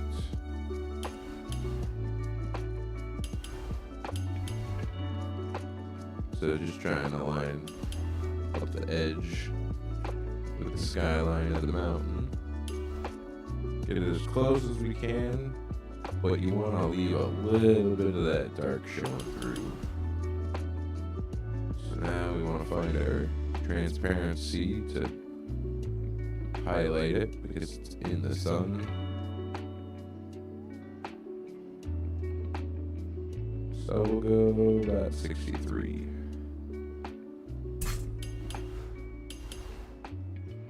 I think we'll keep the same direction at the bottom. Maybe.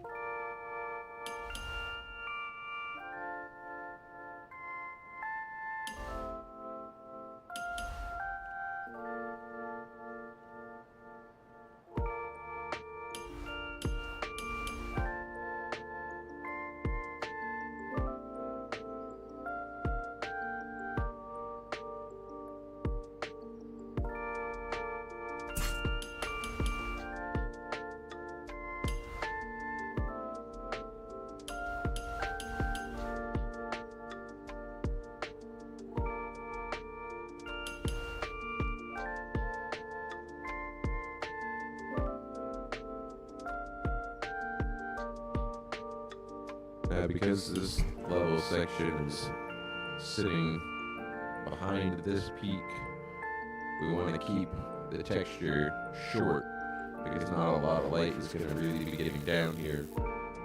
If you line it up with the sun, there would be a big shadow here, so we want to keep the texture kind of low until we get around here, and then we can drag it down where more light would be coming through. So just always keep that sun in mind and where and how the light would be coming in.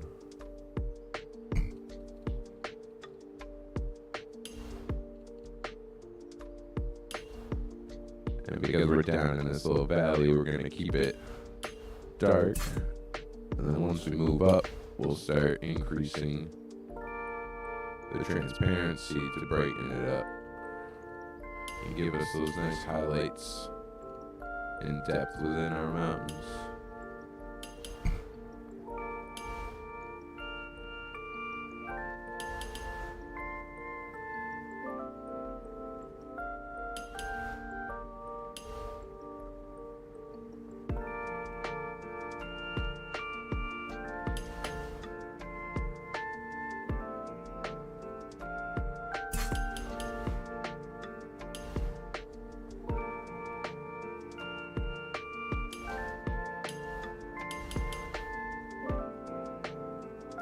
Let's see, last time we did 63, so let's see how many more peaks we got going on. I think we'll go 63, 14, just slowly work our way down.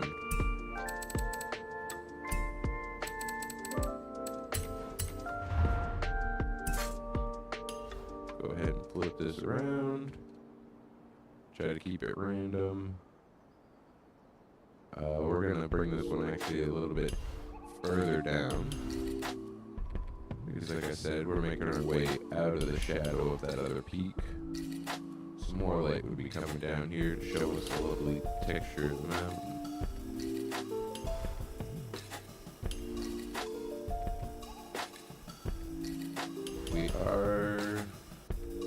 We're gonna put that in background a little bit. So we'll turn it down.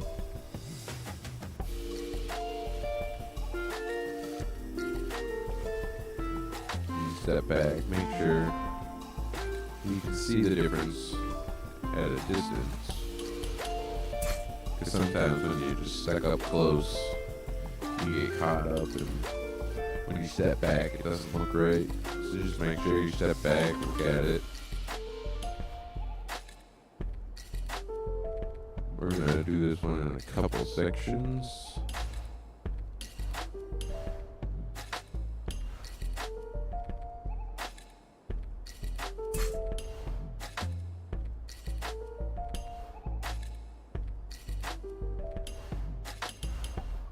Just keep in mind the sunlight.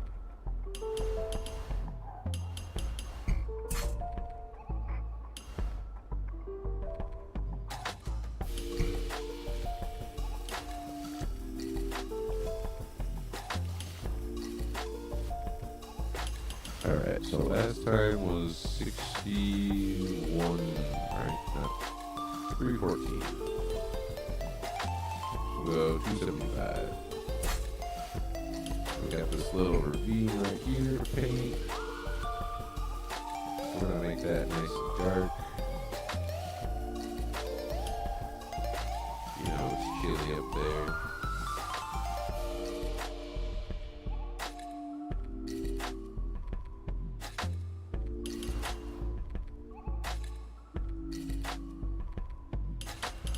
Alright, so mess with the transparency so we can start getting our depth. Boom.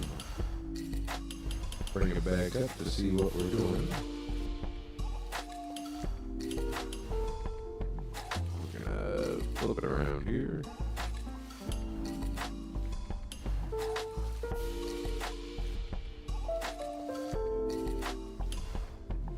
Now I'm trying to keep the texture going down or at slight angles, but I want these to look really steep.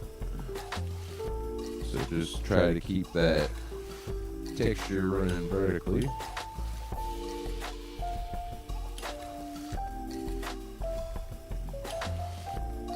Let's say this whole side's in the lake.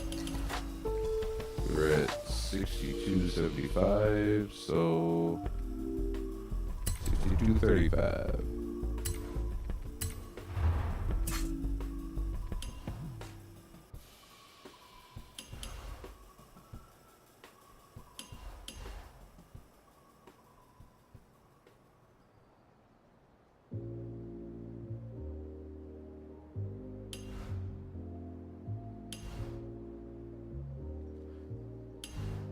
Now, seeing as we're working on the back side, not a lot of light, so we're going to want to shorten up the textures a little bit.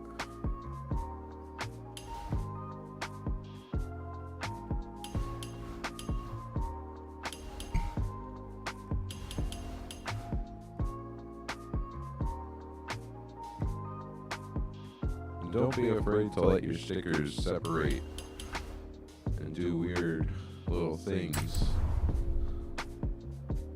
So like this little split here, it's going to turn into kind of like a hidden ridge line. Maybe it's in the shadow of this here, and it just starts creating its own little world. So just let them flow, have fun with it, go wild, go crazy.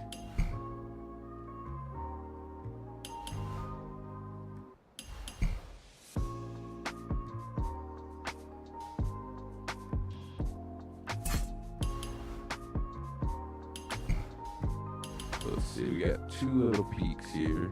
I think I'm gonna do this little one in the left really bright. Like a ray of light just peeked its way through. Just like that. And then we'll go ahead and skew it to match the angle somewhat, because we want to make sure we get the texture going down.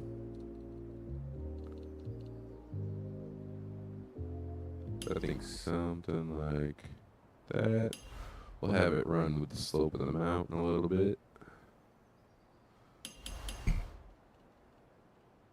Let's see, we were at 62.35.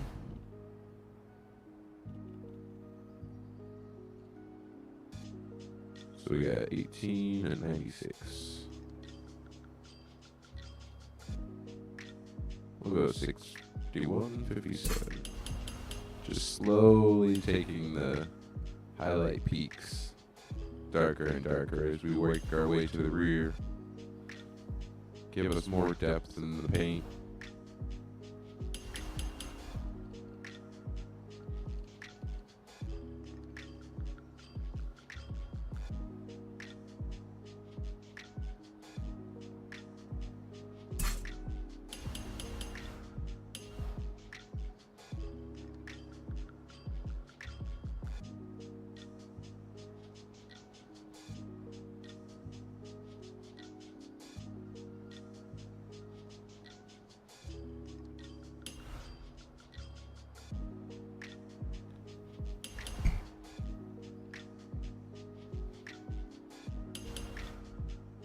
Let's see, we want to make this a little bit taller.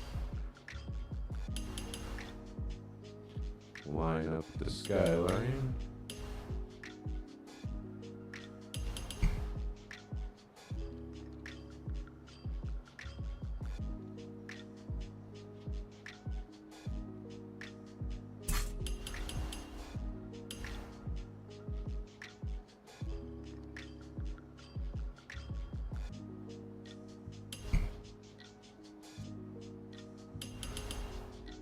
So let's go 60.78.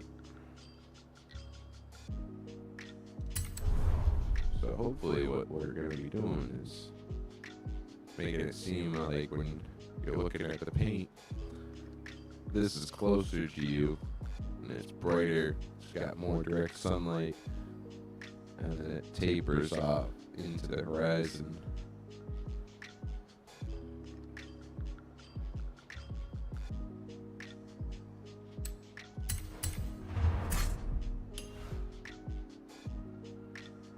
We're almost done one half.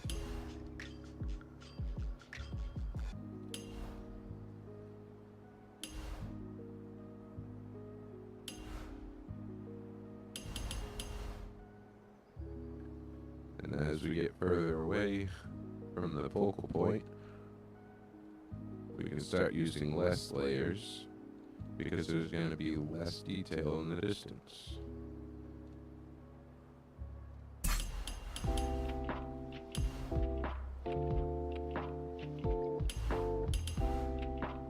So 61, let's go 60. Beautiful.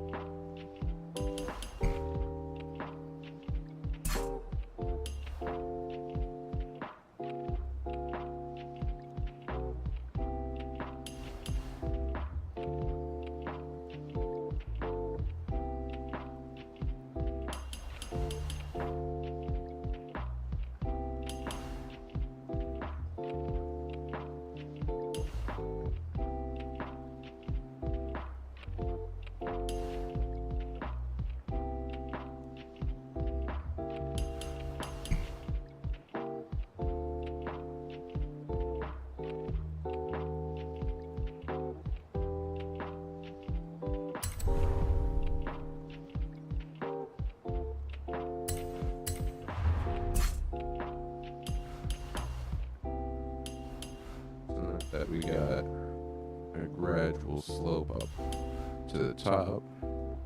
I think we'll use two separate pieces to create a slight gradient.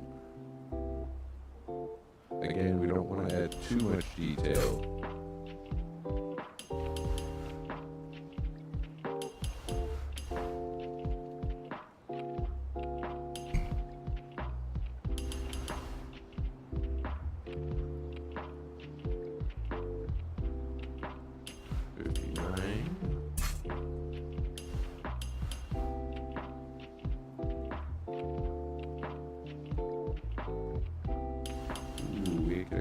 overlap these next two, which will create a ridge.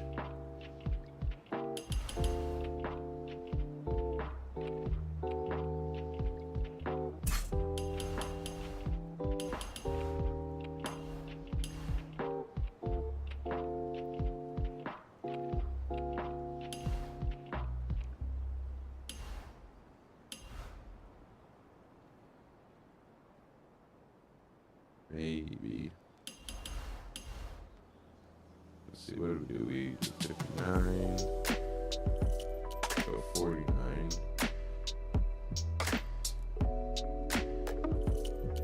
It's not bad. But I think we'll add one more.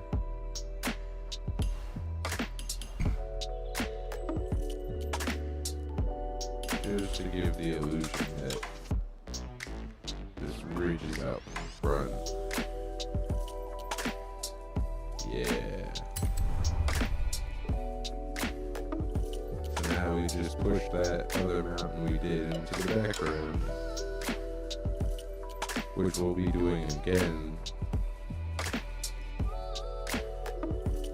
Looking good on the sticker count, which is amazing.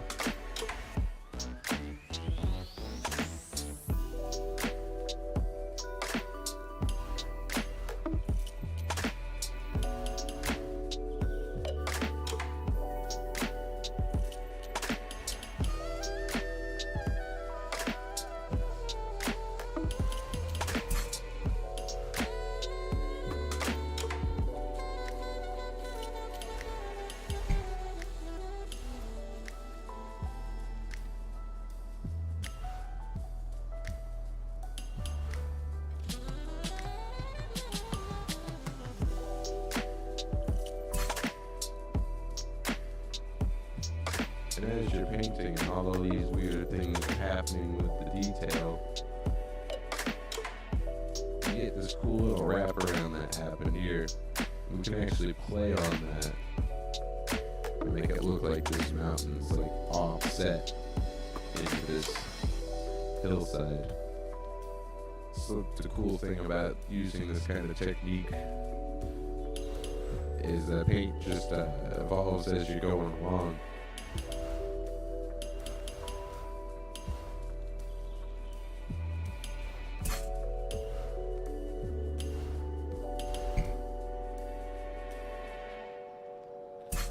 So let's see, wrap this around, or flip it around.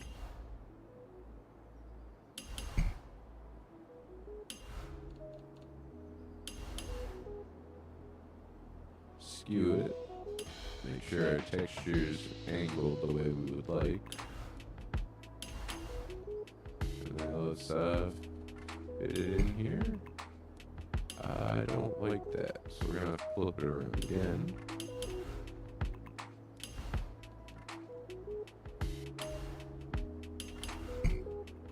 Do something like that.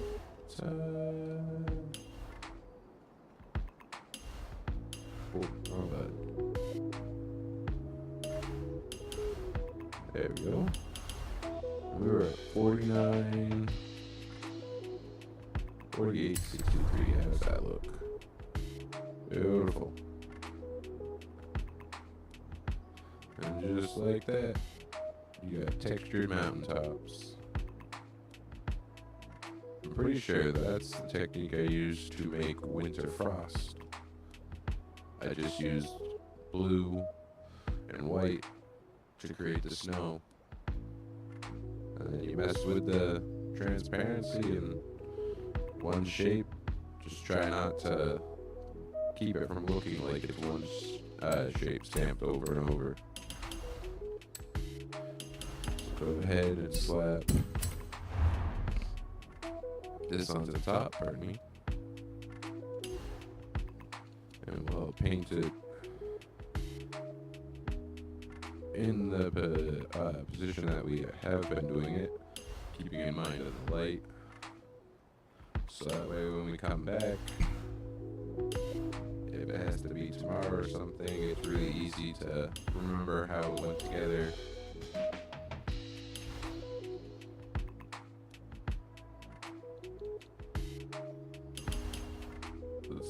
we're at the edge, so we're probably going to be close to the same thing. So we'll do 48.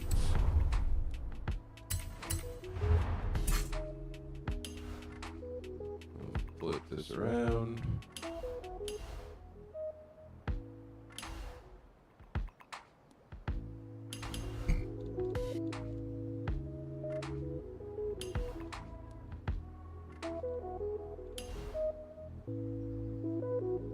Something like that. Cool.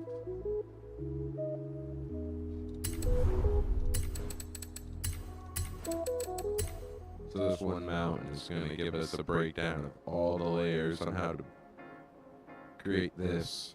So then when it's time to blend it over to the front, it's going to be easy to break it down and remember how you put everything together.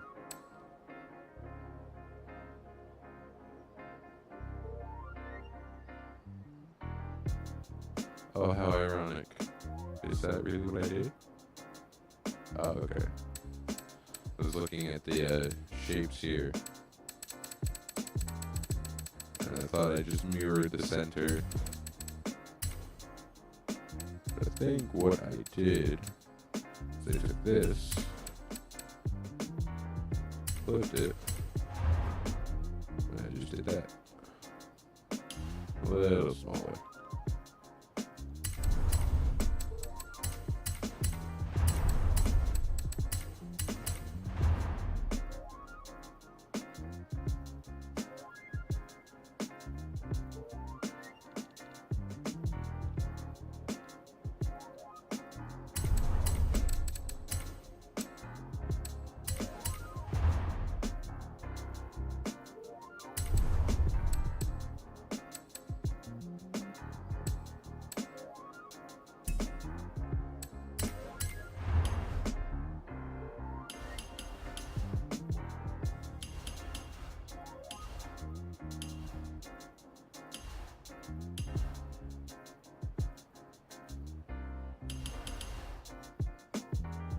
That up.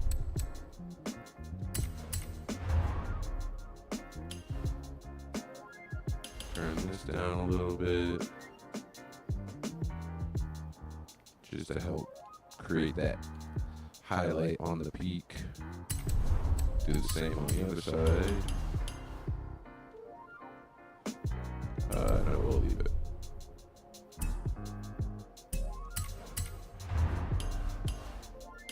We're going to take this piece and see if we can't create a little ridge.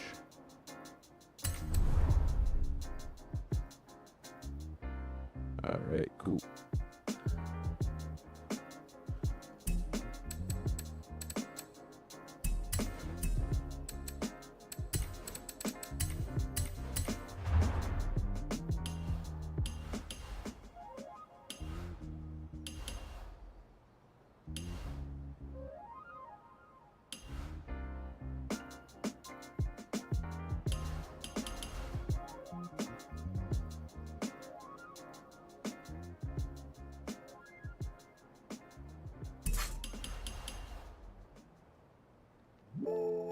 So here, we're going to want to have a small highlight,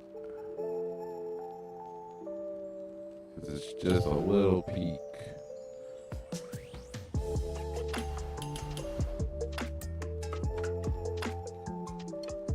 So let's go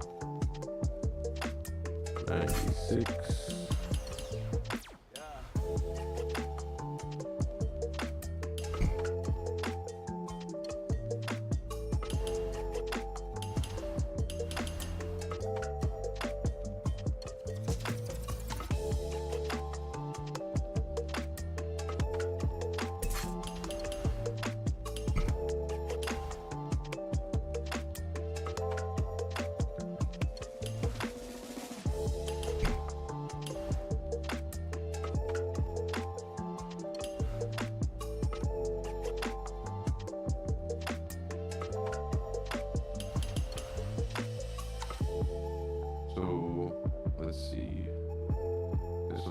Tricky, so I'll have it kind of brighter. We do want to bring it into the foreground. but we don't want the entire thing to be a highlight. So we'll just make a smaller one.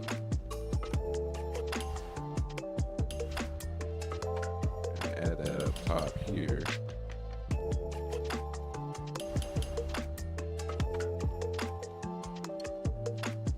Might even cheat a little bit.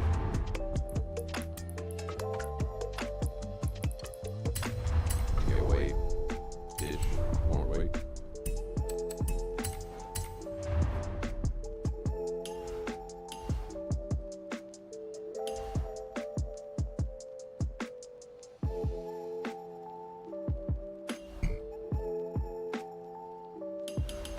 So we're down in a valley, so we are going to make this dark.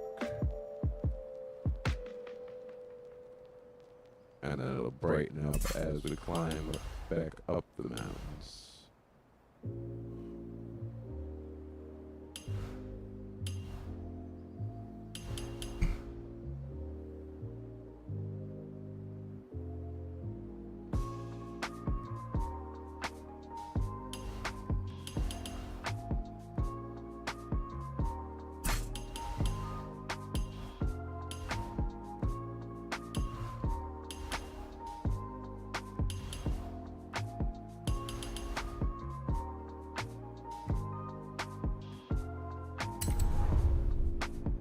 So it seems like the middle's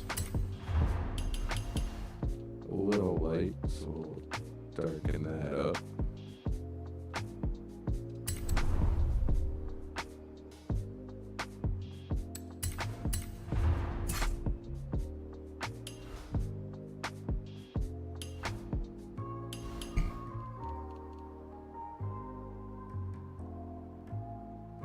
Well, that just fit into there quite perfectly. We'll go actually really dark, because then we can just overlap it.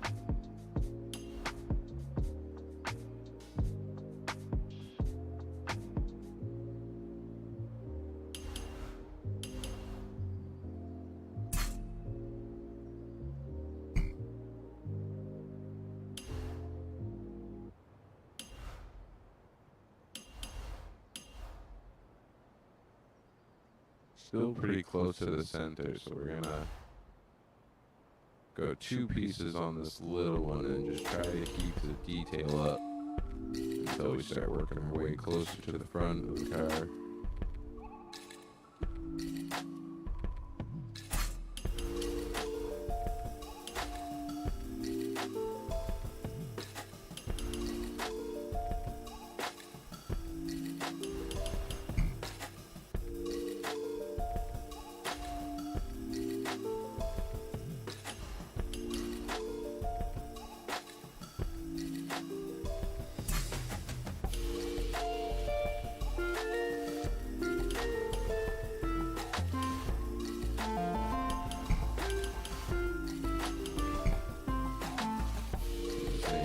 Side. Use 2 pieces to keep the textures going.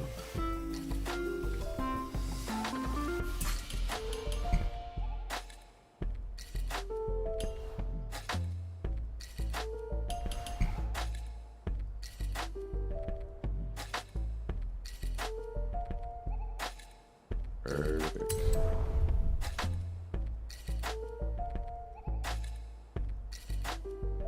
See if I remember.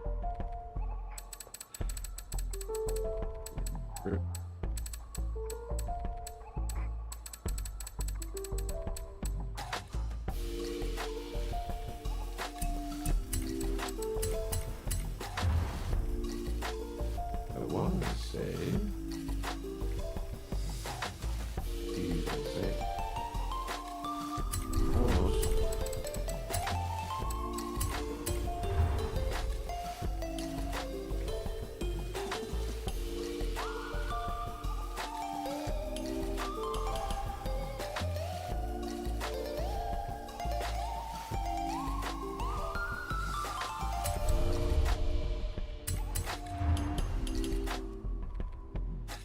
bring this up a little bit. That looks pretty good. I feel like this needs to be brighter.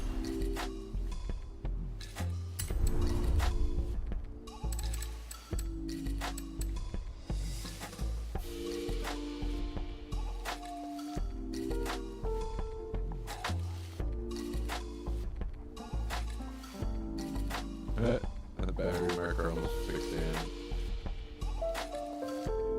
It's crazy how this stuff just comes together. Just trying to mimic paintbrush strokes.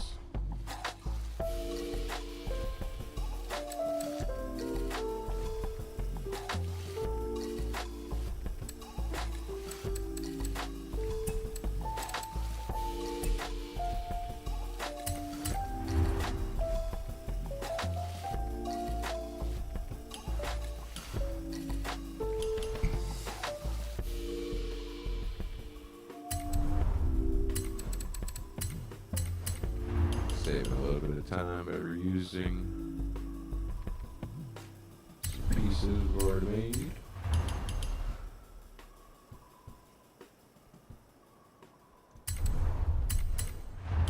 Try to bring this little ridge here in the forefront by brightening these up.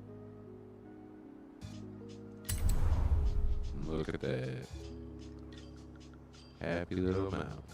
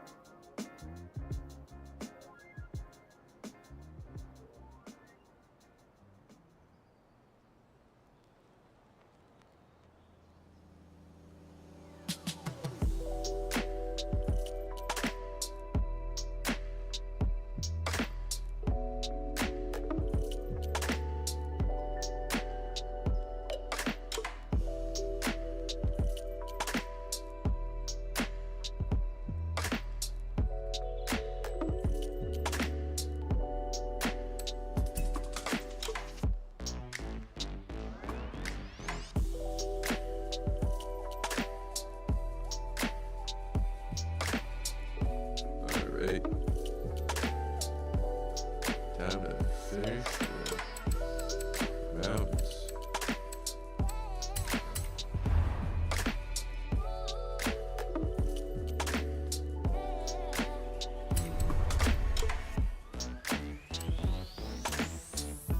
I feel like they're just a little too bright.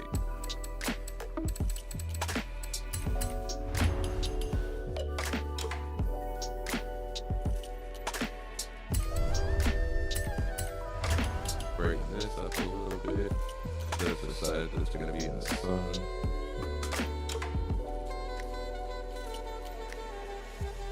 But just a little bit darker than the peak.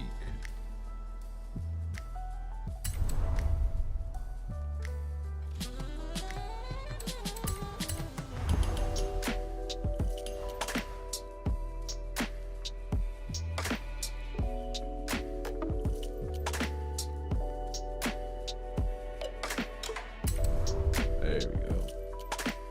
Just felt like it stuck out too much. It was too bright.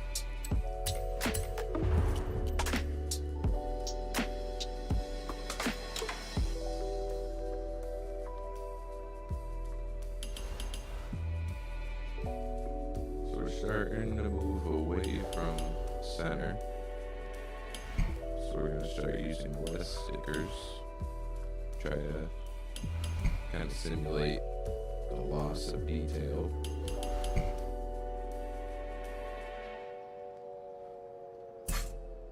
So we'll do 2 for this.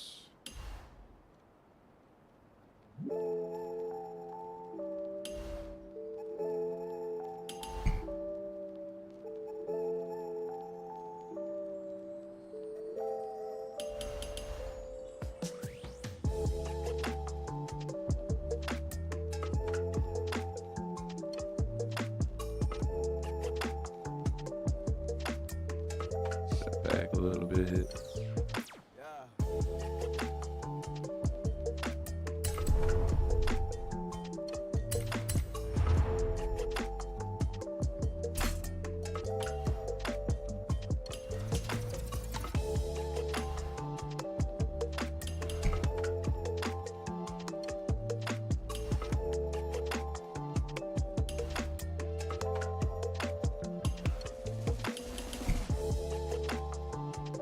Make it nice and dark.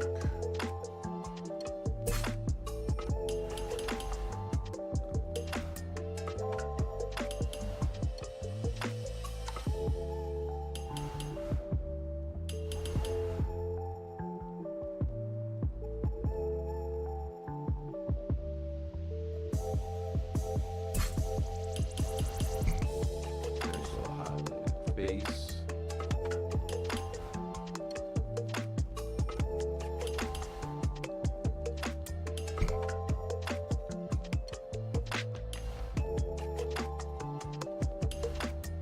See if we can get away with just using 1.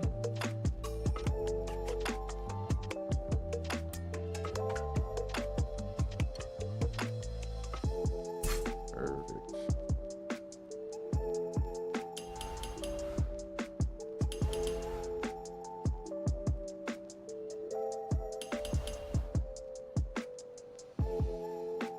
I think we're gonna do 1 and then overlap at the peak.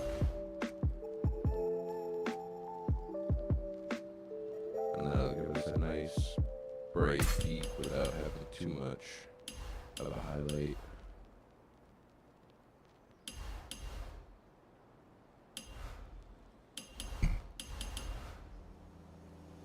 Just match the angle to the skyline. Overlap that. And just darken it because that's the shadow of the mountain.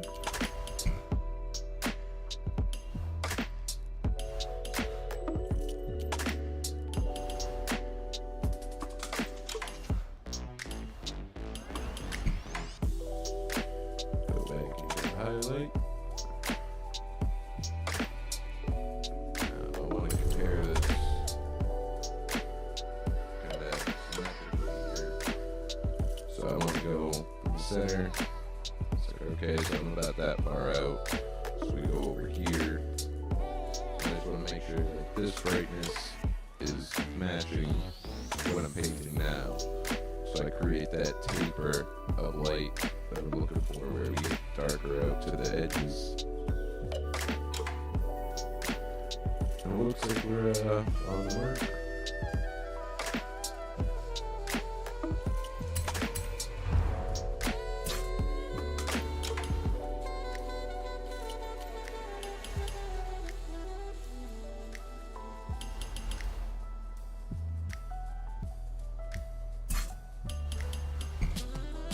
And we got a little hump right here in the saddle where we could like break it out, make it pop up to the foreground. You can make it short, like a little peak in the background. I think that's what we're gonna go for. So we're gonna want it to be a little bit brighter than the mountains that we've been painting. So when we put the darker ones in front of it, it'll contrast and put it into the back.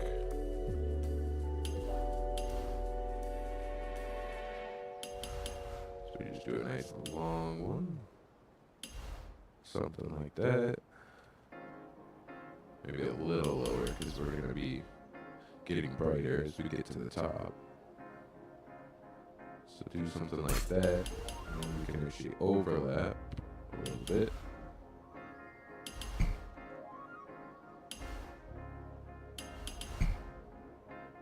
Start bringing up the brightness.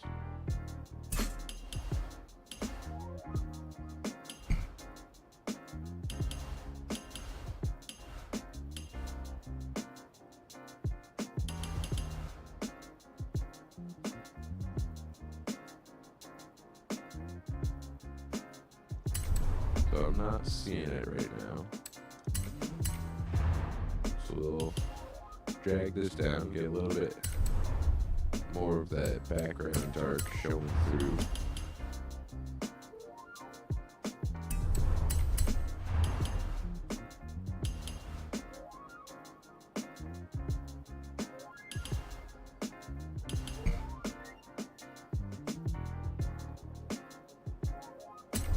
Maybe do something like that.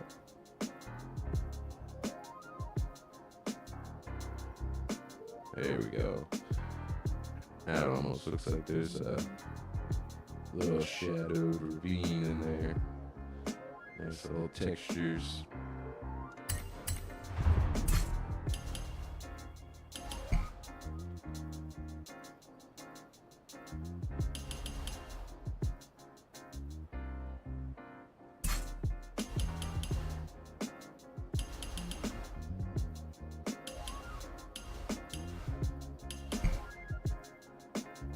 Make sure we kind of have the direction of our patterns going the way we want.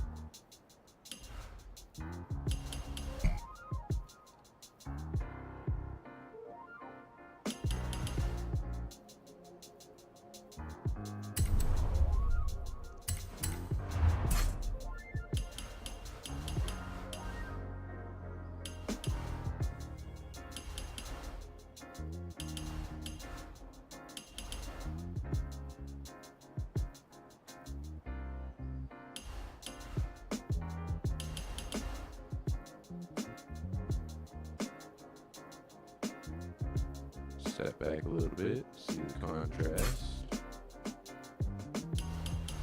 I think we're gonna have this little valley here be really dark.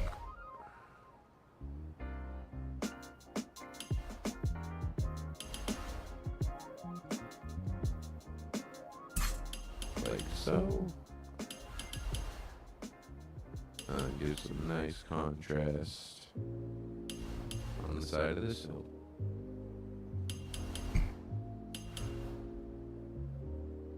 Get the texture going in the direction we want. Let's see, we're gonna make this one a little short. We don't want it too long.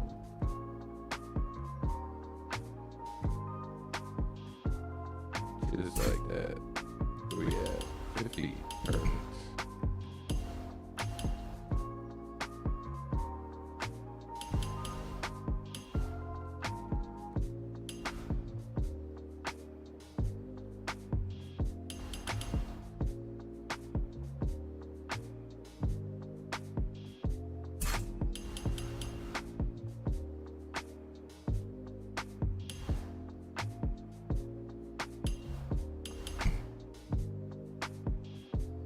So I'm going to try and keep the texture from dropping below this too much, a little bit, and it's just gonna look like the texture and not cut off.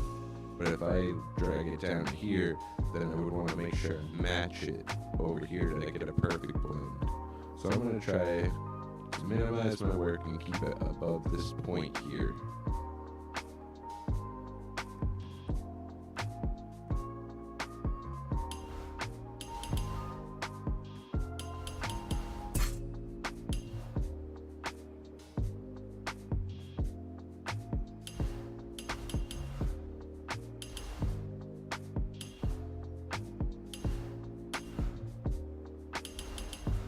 And we'll bring up the transparency.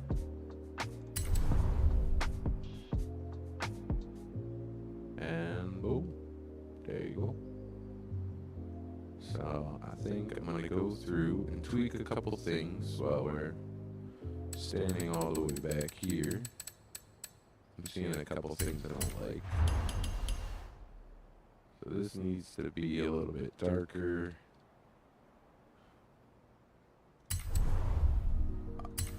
I think I'm gonna do the same on this, and then what I'm gonna do is I'm actually gonna stamp it.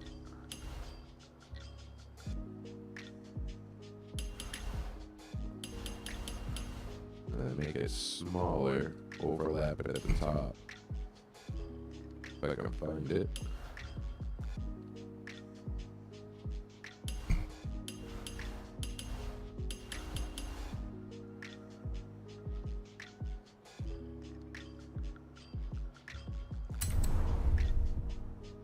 There, much happier with that. Just really trying to get the light to taper down and get this to focus so you can tell that the light is coming from this angle. So scour over the paint a little bit more.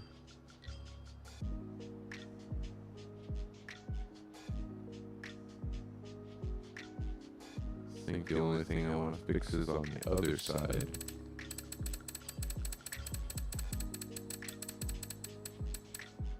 So we go ahead and group the left side together.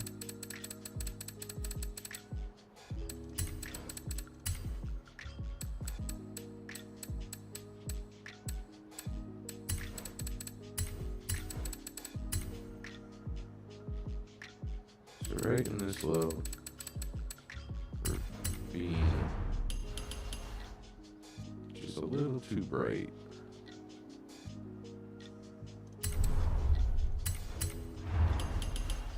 And I think we're gonna do the same thing that we just did, maybe. That actually looks pretty good. Alright.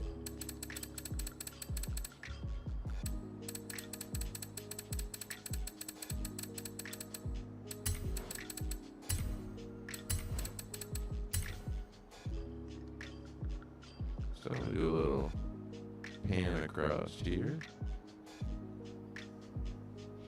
This is what we're looking at.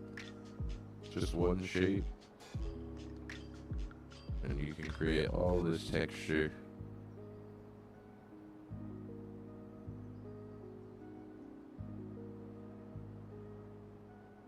So I think I'm gonna go in with 2 more layers, which I'm going to do like a fine-tuned highlight on the edges, and then I need to add some blue into the shadows, because if you watch the tutorial, that's how he does it.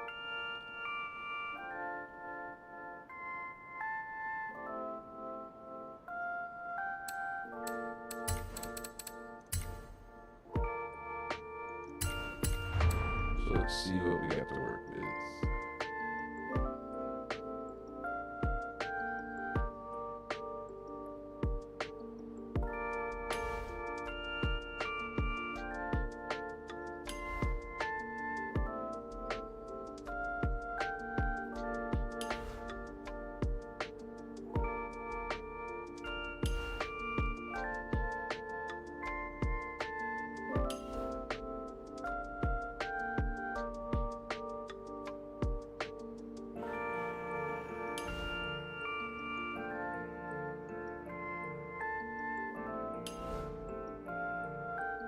habitual buttons like plate pink spots.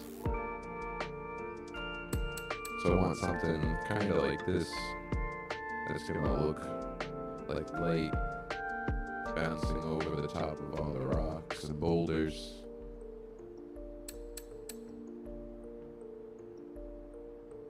But maybe a little smaller so it can be more versatile. Like this.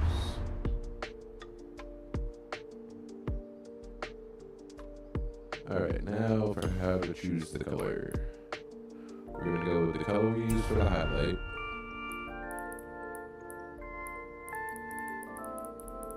Full brightness.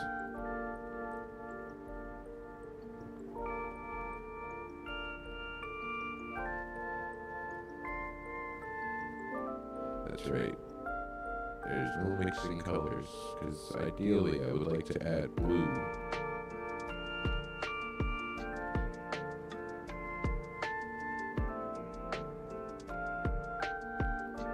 So I think what we'll do is we'll move towards the green spectrum.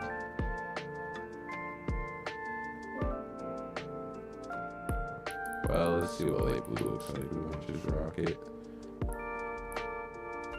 Light blue towards the green side, almost teal, alright.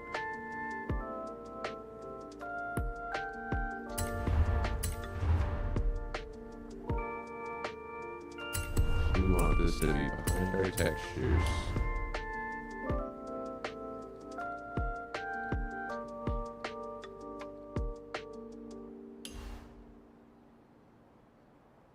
We'll start on the right side.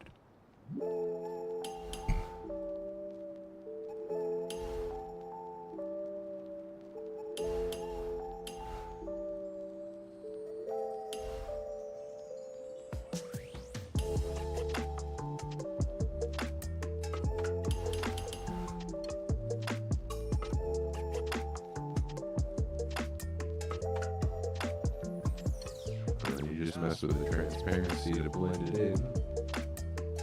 And all we want to do is hit the points where there's a strong highlight.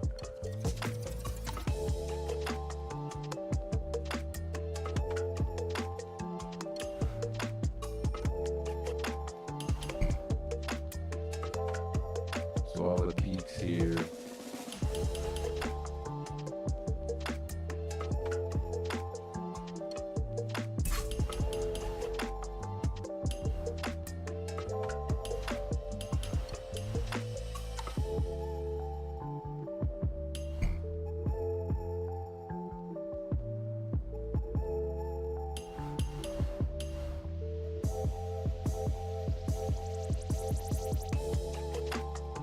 Just really take your time with the transparency to get a good blend and what feels right. Ask yourself, what would Skyrim do?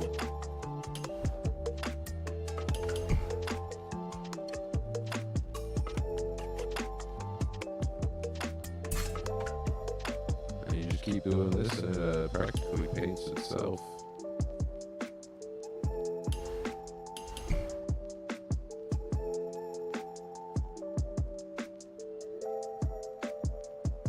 I feel like that one's just a little too long. Because it is hiding behind the other mountain.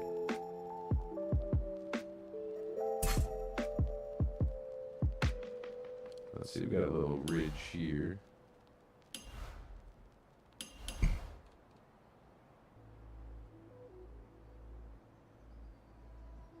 No, I don't think we're going to want to go like that.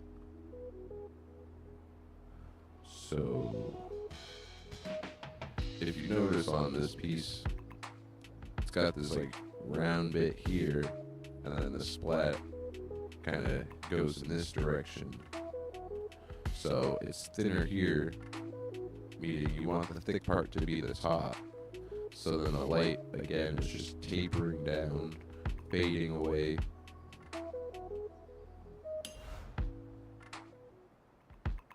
So we just switch it around like that.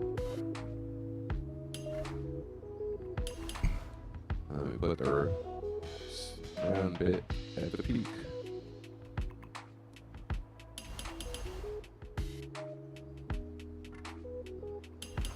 And what this is also doing is it's mimicking the marbling or the different colors in Bob Ross's paint, because he doesn't completely blend the color together. He leaves them separated so then they come out as he pushes the paint around.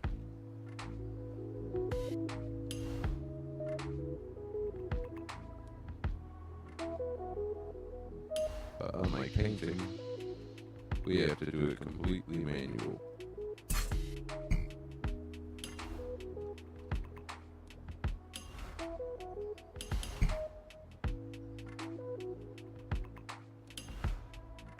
So this is hiding behind that other peak to the left, so we'll make this one a little bit shorter.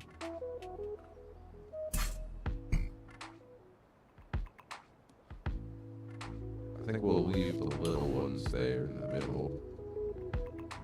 Save stickers.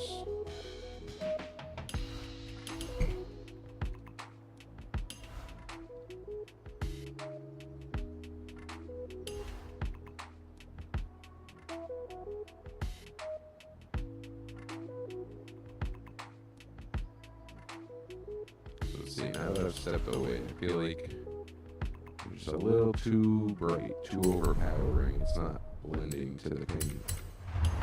So we'll just go through and yet again fine tune the transparency. Try to get a good blend on everything.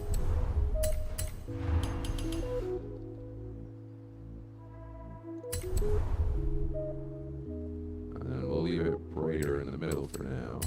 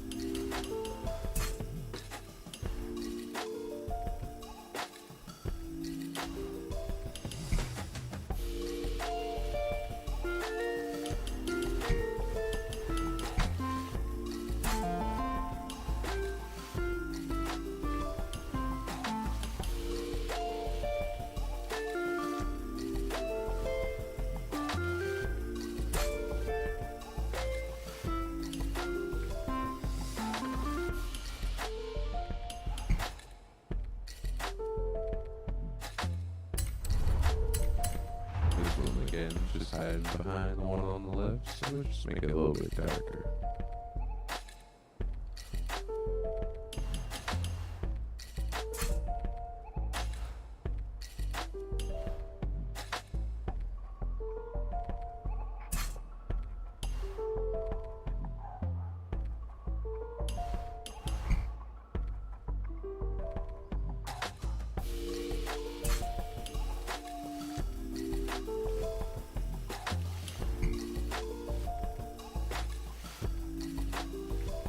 And the peak's up high, so we'll make this one a little extra brighter.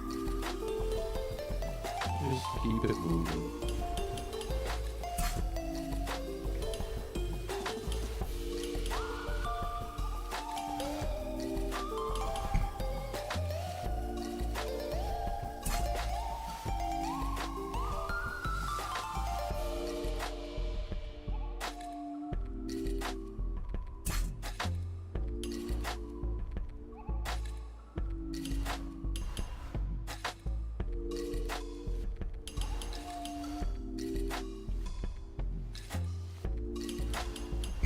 Painting like this too, you can actually take advantage of the pixelation that's going on.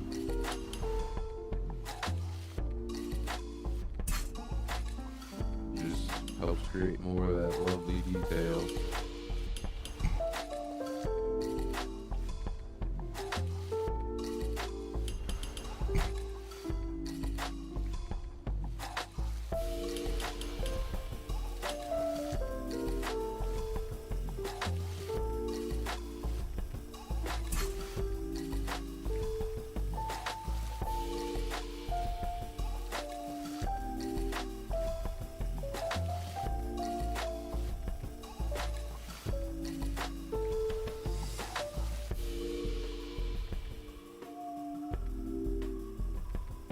Oh no. Where is it? I can't see it.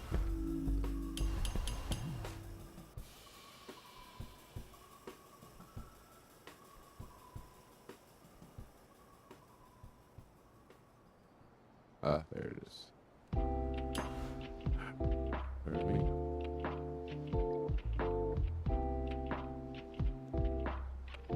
Okay, so we want to work on the left side to the center mountain first. So I'll set it up like that. And let's have fun with this. So we're actually gonna make this run off down like that. Just step away from it real quick. Get that nice perfect blend.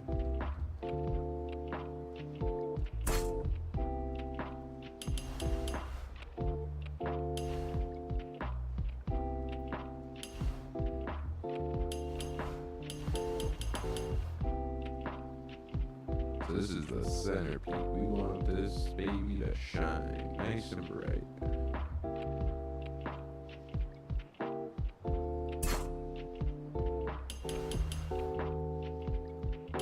And now that we're moving on to the left side,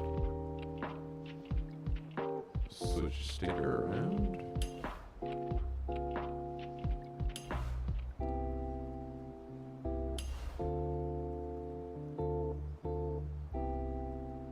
And don't be afraid to let some of that dark shine through the top. Makes your highlights seem more interesting.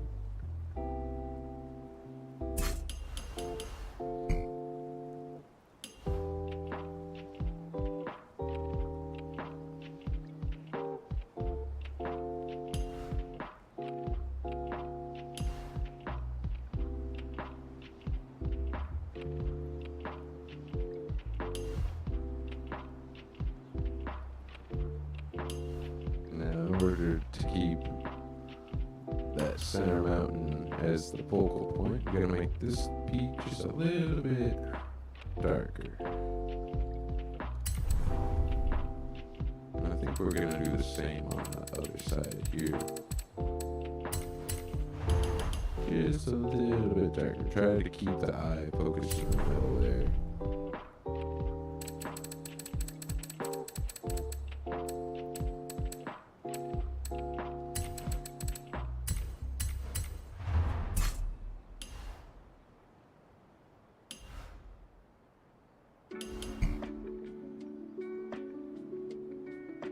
Do a little bit of a highlight on this side because we're still like under the sun.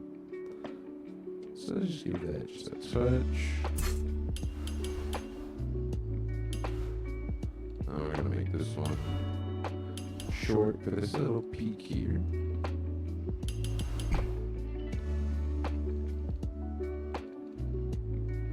Just try to match the brightness level to the previous one.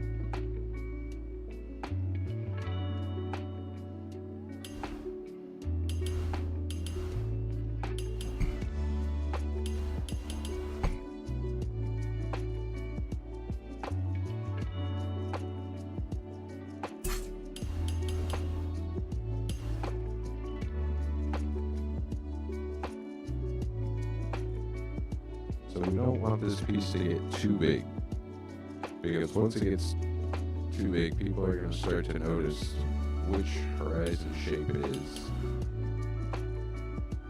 And it kind of loses some of its wow. So we want to try to keep these shapes indistinguishable as best as we can.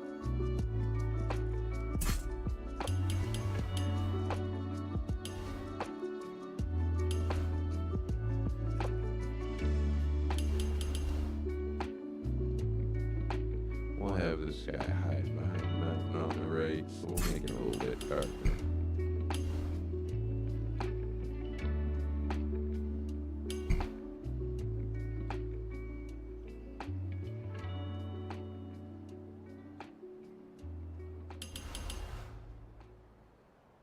Brighten this one up.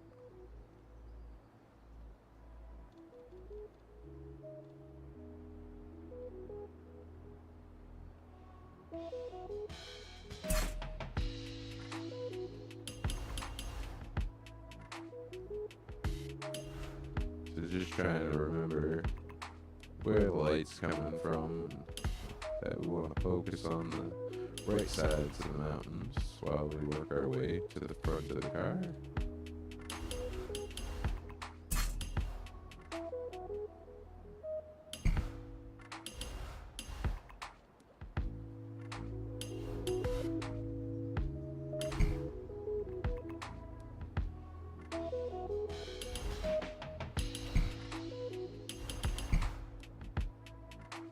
Step back a little bit, make sure we evaluate everything.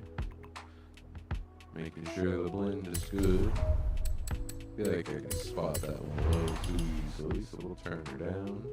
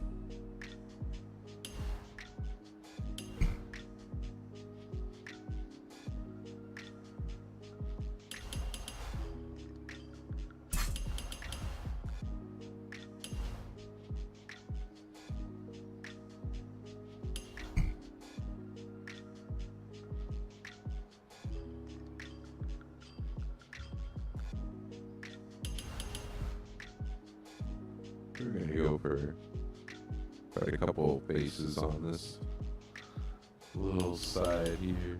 Have some fun with it.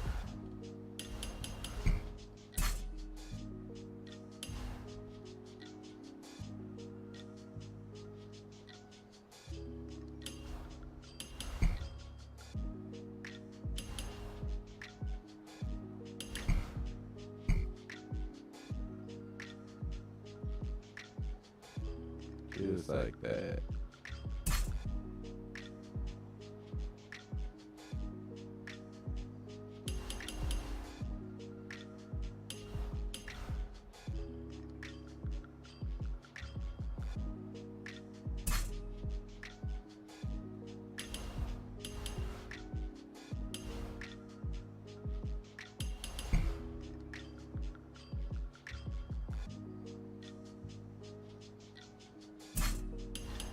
We'll add one last little thing.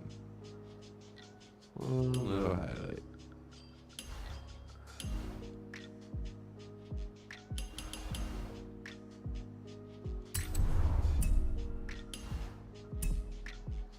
sure we add it over here.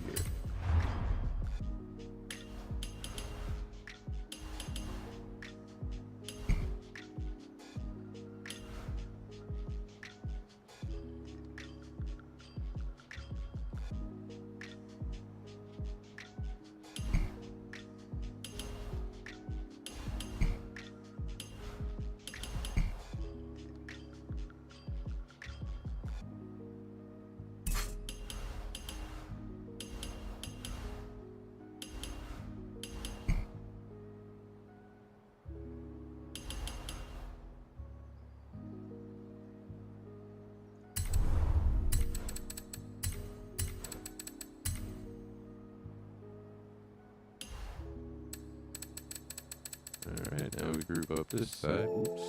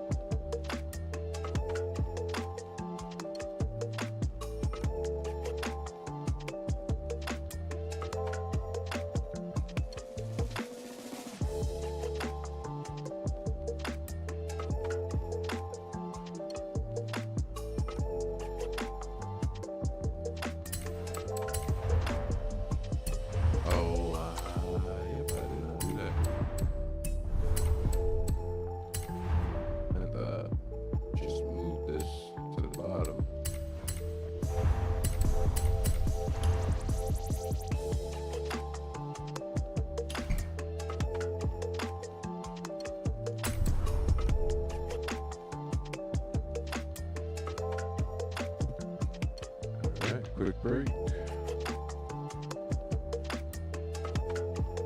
Any questions, comments, concerns? Feel free to let me know.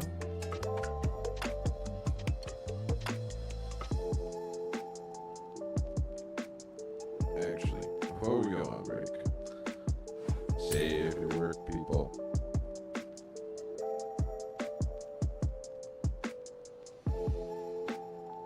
The pain of repainting that is not one you wish to endure.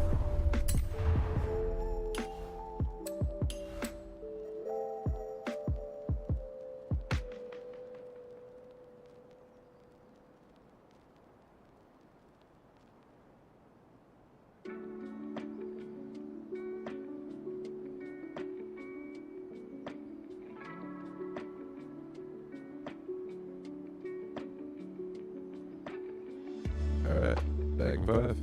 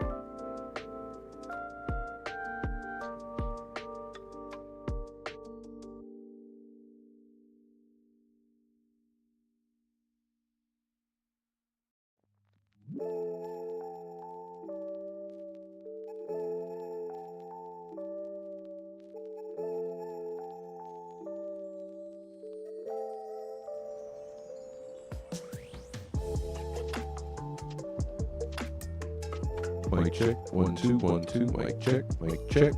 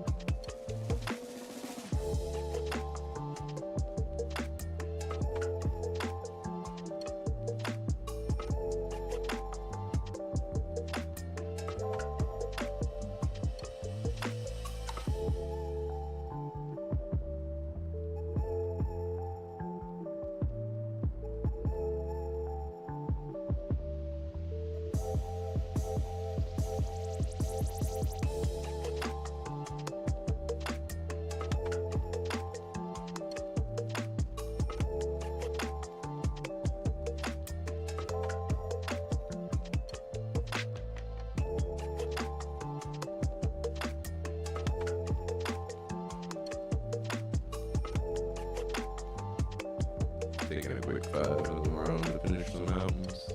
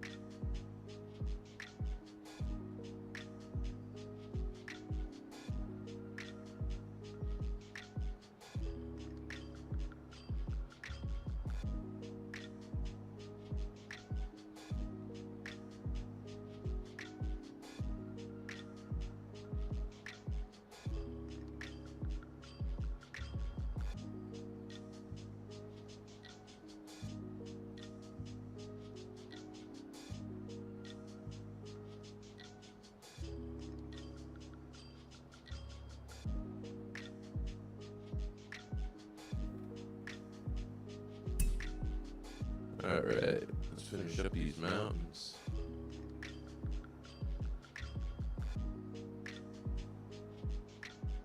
So now we're going to want to go in and add some blues to the shadows.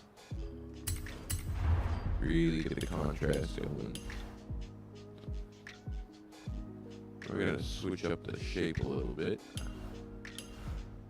Try to keep it interesting.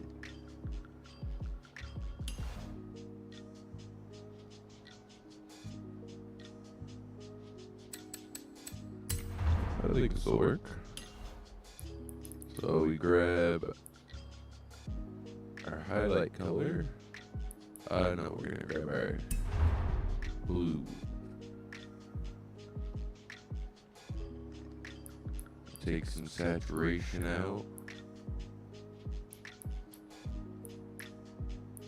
Darken it up a little bit because we want to kind of try to match the background color that we first placed in.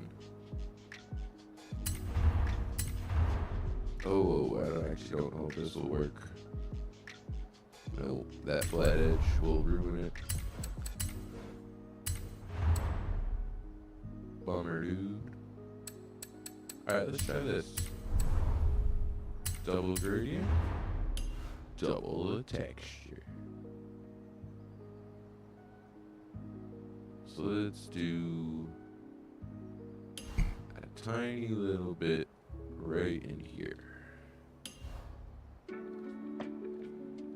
See what we're working with.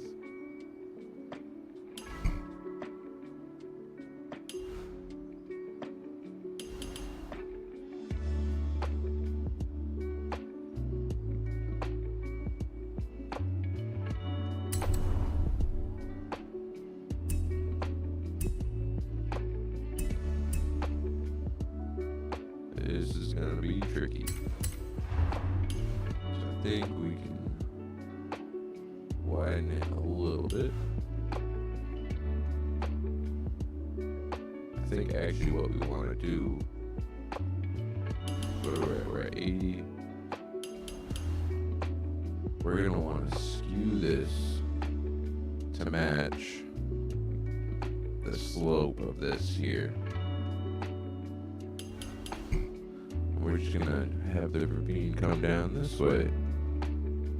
And you can have it come down any way you want.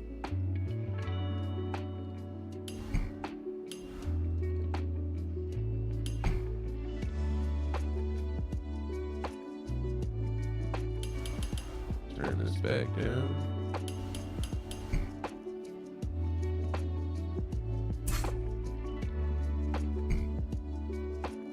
Let's try it over here on something a little bigger. And just kind of experiment, play around with it. If we don't like it, we can change it.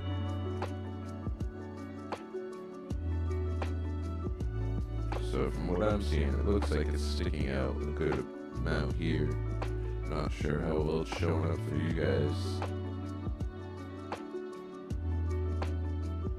But it does kind of look like texture, so I think we're going to stick with it for now. Maybe lower the transparency a little bit.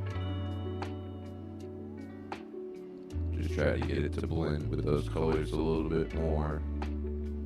Yeah, 71, 76. So we'll do the same over here. And we'll just keep the shadow color transparency the same across the board. What we can do, so like this, make it white so it's nice and easy to see. And this is going to be really hard to see on the car in game, so we don't have to be worried too much about rearranging it and trying to make sure that it's not looking the same sticker stamps. Let's have this one kind of coming down this way. Extra tall. Kind of ravine you want to climb.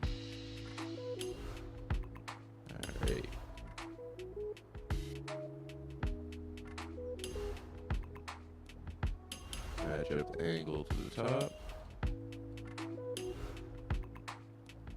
Make sure the shadow's not too big.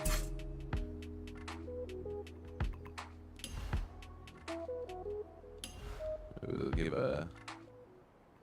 this peak here its own little shadow.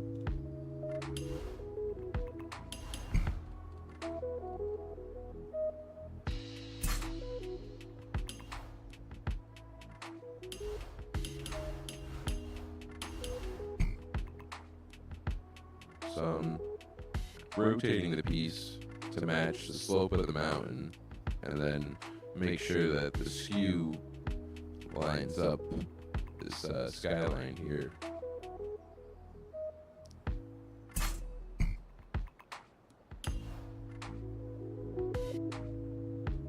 And we got that mountain shadow cascading over here.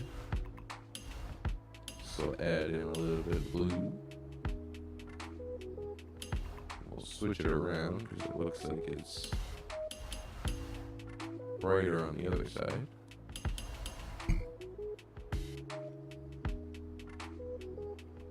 Something like that. Maybe we'll go even a step further and drag it on down to here.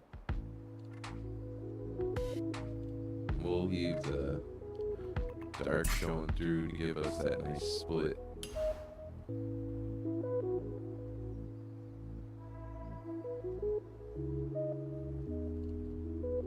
So we just keep working our way down. Wherever we want to add blue into the shadows, we just drop a piece in. Once everything's placed, you just go through and change the color of them all.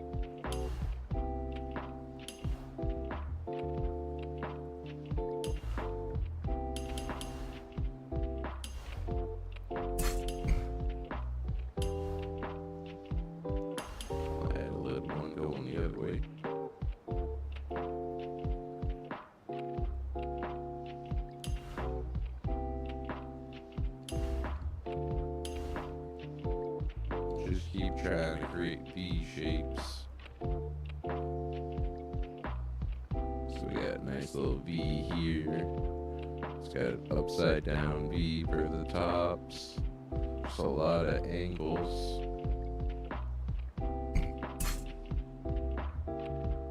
Just keep the paint moving.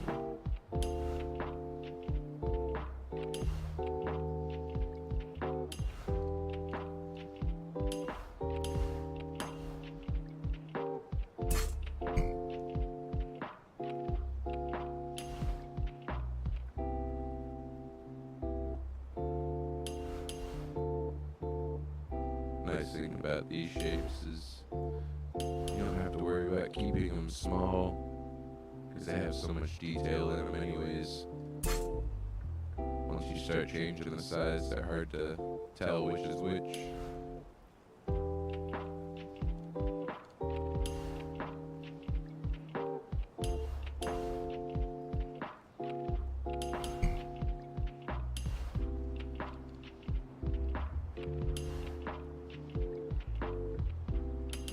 This one just a little bit more subtle. It's not too much of a shadow, but I want to add a little bit of that depth. The more depth we can get, the happier I will be.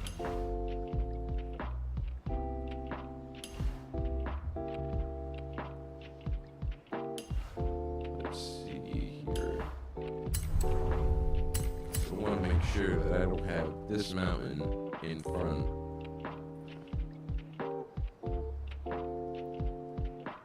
So I have this background showing through, so I did separate them, so I want to make sure that I keep them separated.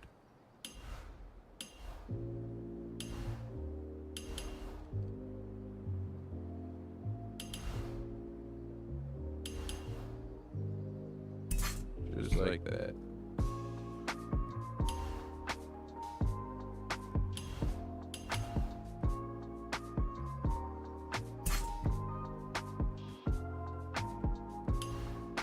Just keep on moving down the mountains,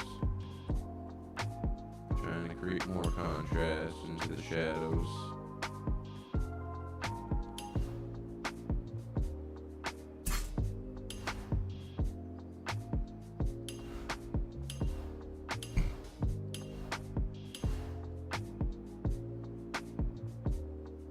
Got that in there. We're gonna add in a little bit here. We're gonna rotate it. Keep things fresh. It even starts to look like the knife marks from Bob Ross. Very gently. No pressure. Put any pressure, and it'll look like you iced a cake.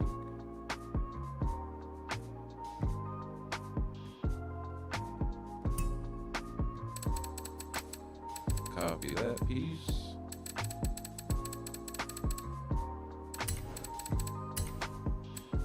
Put it there. Now all we gotta do is change the color. And just like that, you got all this nice depth of color.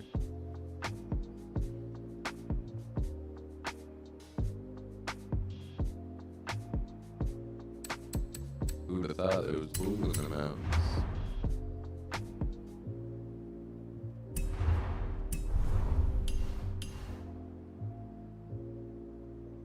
Now we drag this over here and work our way over to the front. Just adding more contrast to the shadows.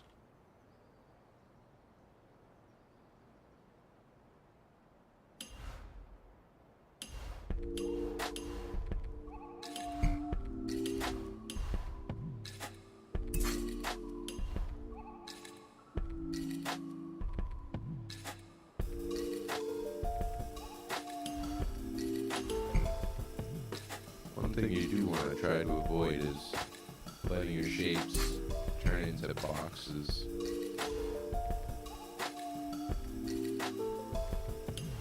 We want to try to keep everything organic.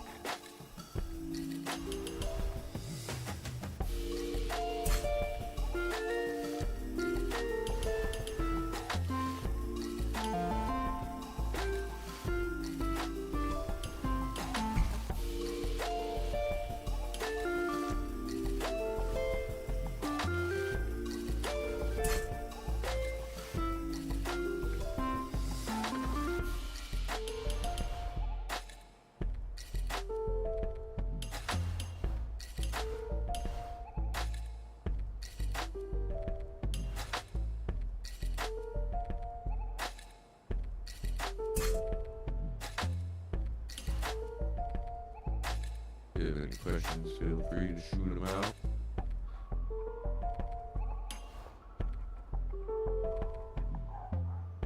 Just working on adding that contrast. So right here, I have this mountain with a highlight coming down front. So I want to make sure I keep this highlight, and that pushes this mountain in the background.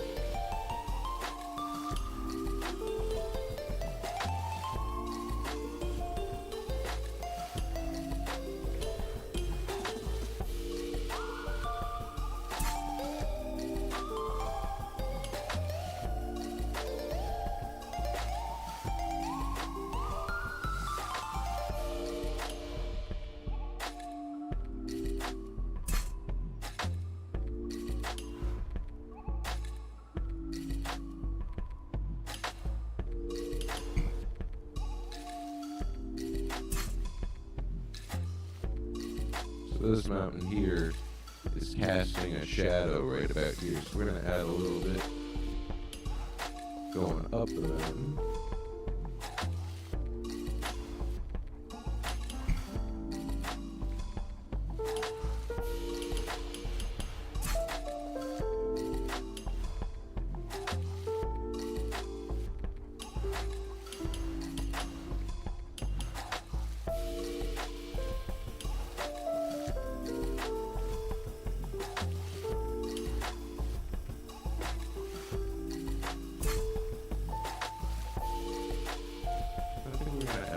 Down here.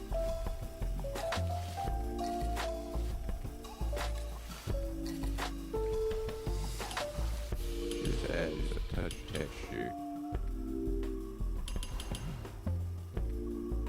Lower the transparency down a little bit.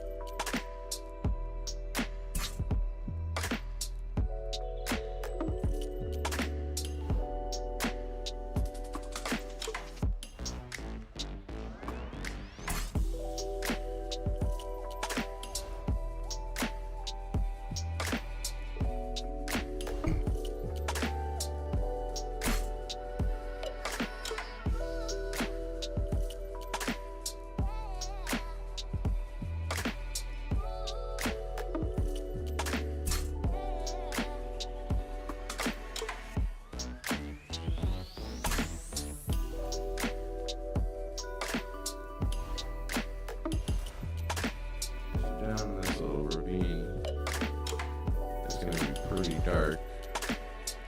So we'll just increase the transparency to make sure that that blue creates a good bit of contrast there.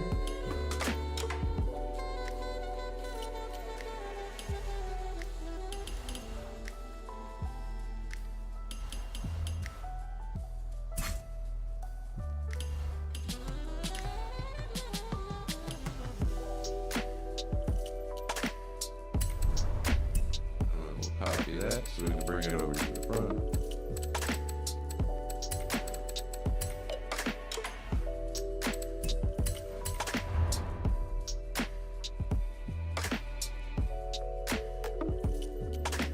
If I can find it. Where are you at?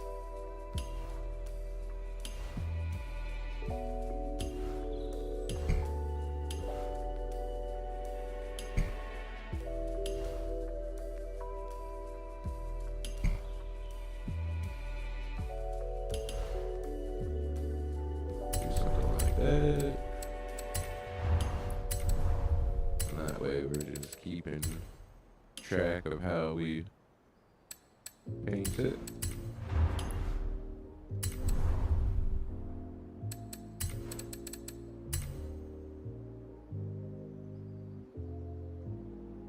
Alright, there's the base mountains done. Next we gotta get all the snowy bits and the ravines and the 4 mountains.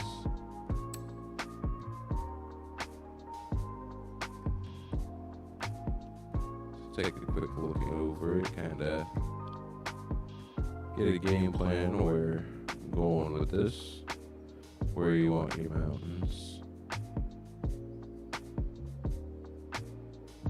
Just try to think of where that snow would lay.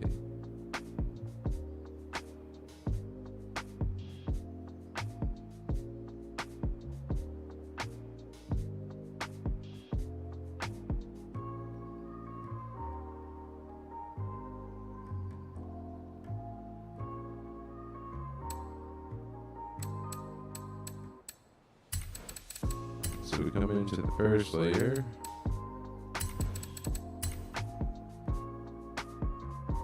We'll grab that piece.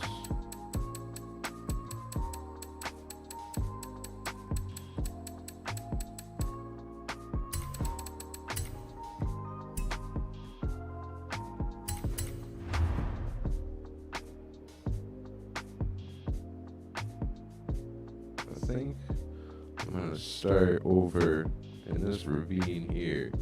I think there'd be some snow laying in there, coming on down.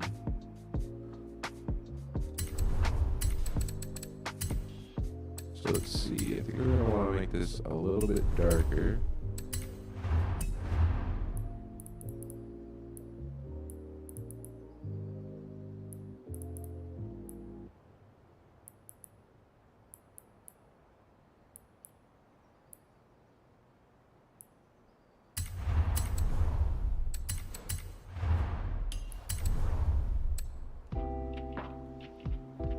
Alright, let's see.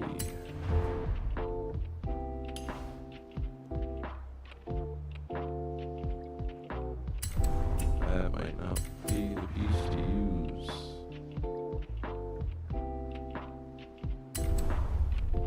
Actually, before we get too carried away, looks like I'm gonna run into the sea.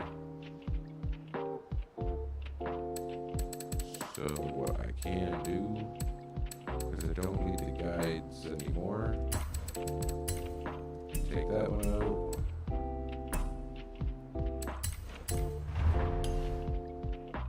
Do something like this.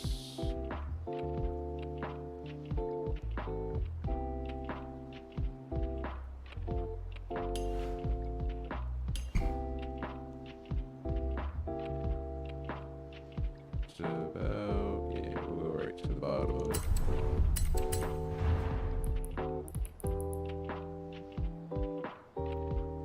We don't want it to be just white. So we'll go ahead, grab, oh man, sorry about that. Grab one of the blues.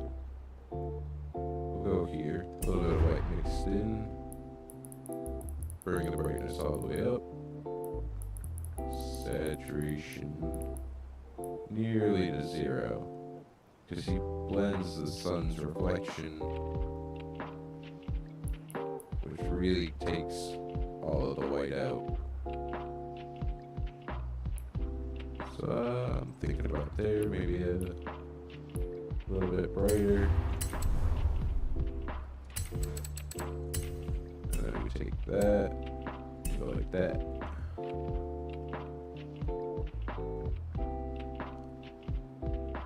I think.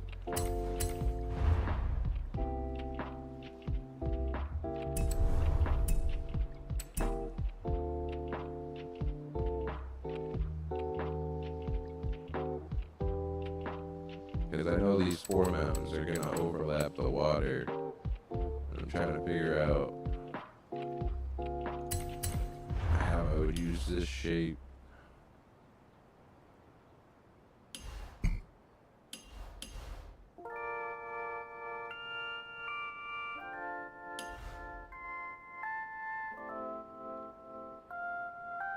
Because the texture only comes out when it's wide like that. But I don't want those bleeding down like this. I want to try to keep that as clean as possible.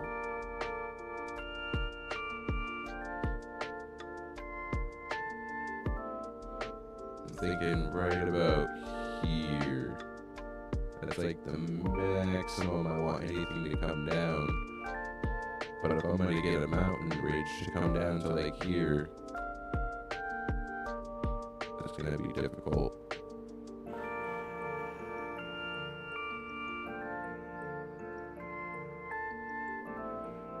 Because the bottom gets blended, kind of like the water here,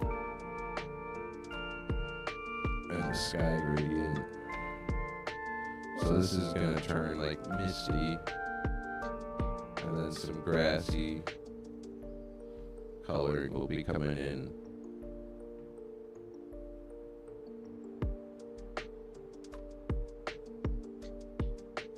Alright, I think it should be good. It's like Bob Ross says, there's no accidents.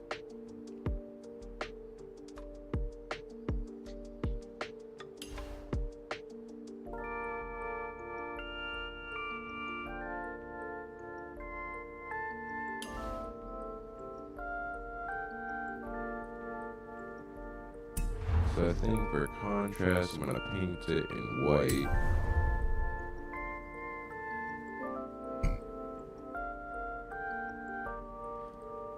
So focusing on the ravine.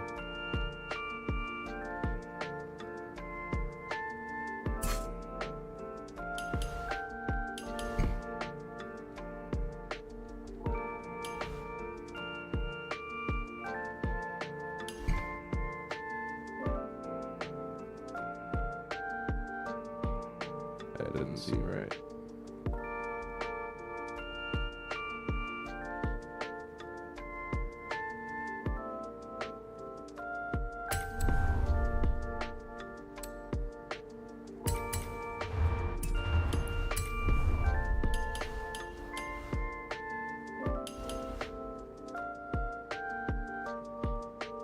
Alright, there we go.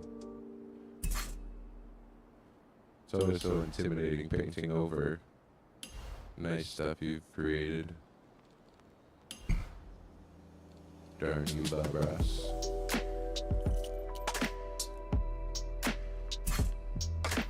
So let's see, let's have this going over here.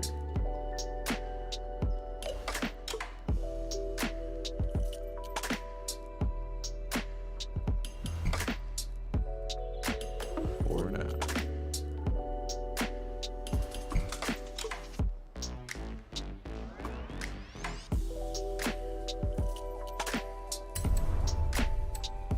Take a quick look, see what it's turning out to.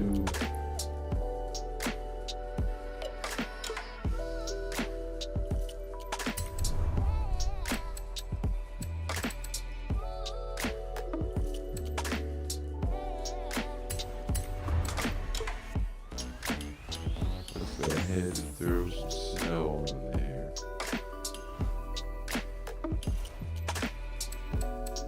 I think I want solid color. Grab our light blue. Even more white. Because the snow is actually going to have a tint of blue to it. So we want to make sure we keep that.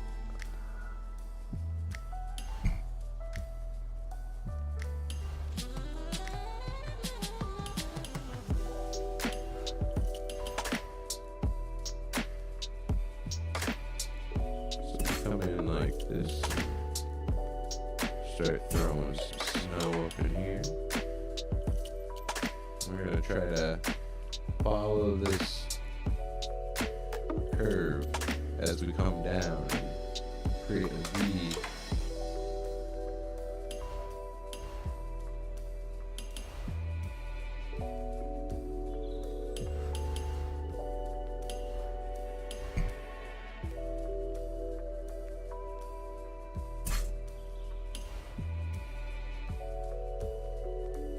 As long as you keep everything moving, all this magical textures and actions just gonna create itself.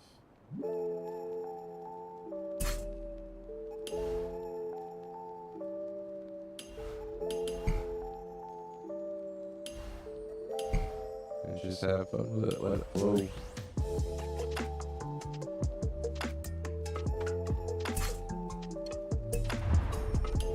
Add a little bit of blue over top where it would be shaded.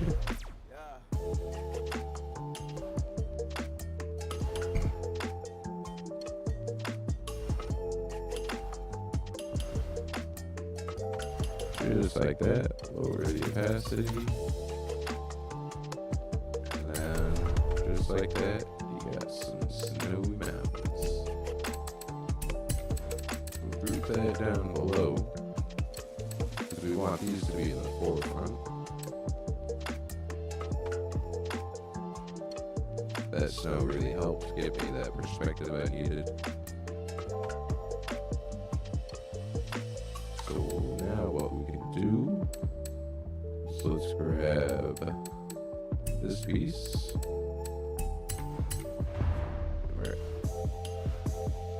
Gonna try to connect it up to here. Yeah, look at that. Just comes right together. And then we can blend that over. So we'll go ahead and grab ourselves a triangle. Start filling in a little bit. Because we'll have to repeat all the steps we did on the background mountains.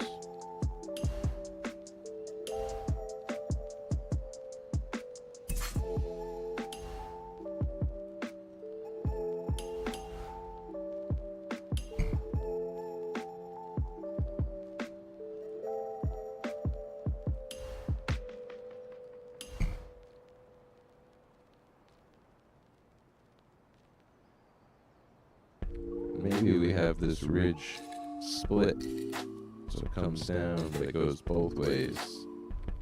Have some fun with it.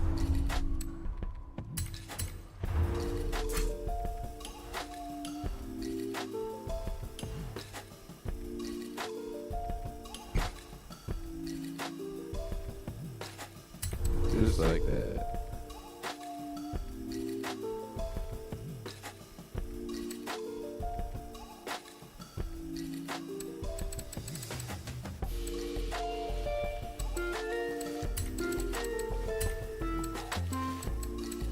Go ahead and grab our snow. I feel like my mic's taking a second to pick up. Sorry about that.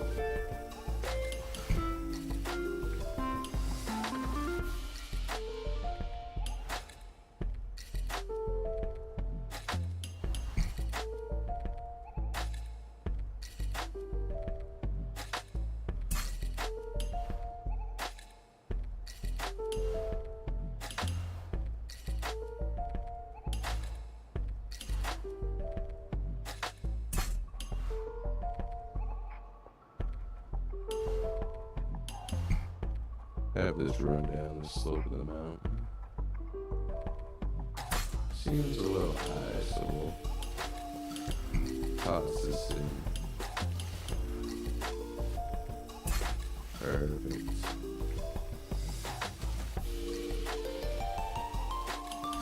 You know what? Just like the ridge, we're gonna have it come down this way.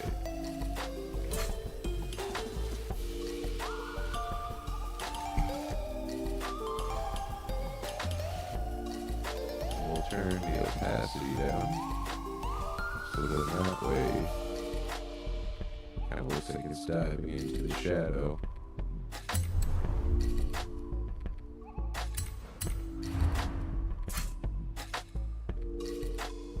Let's see, where would we see some snow? Nobody else.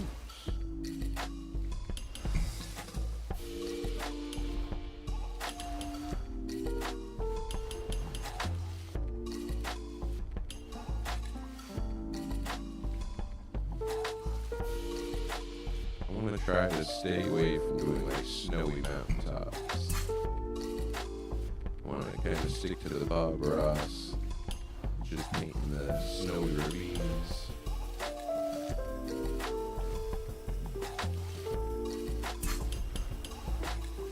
Sure, that looks good.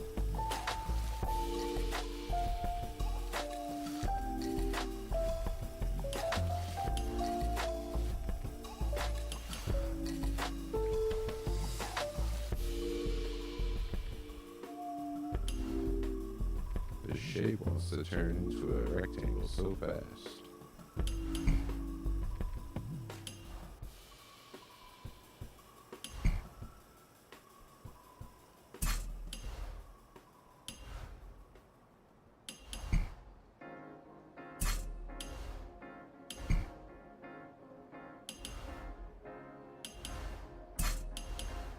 Just little rotations and movements really help kind of disguise the shapes and blend it into just texture.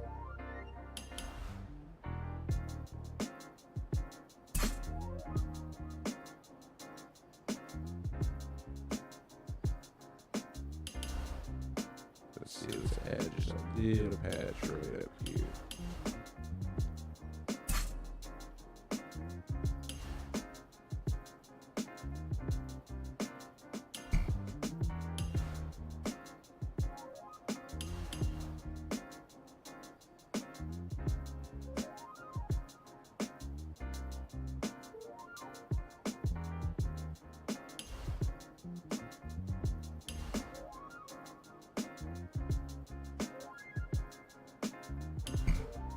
I'll do a little swoop down to the left.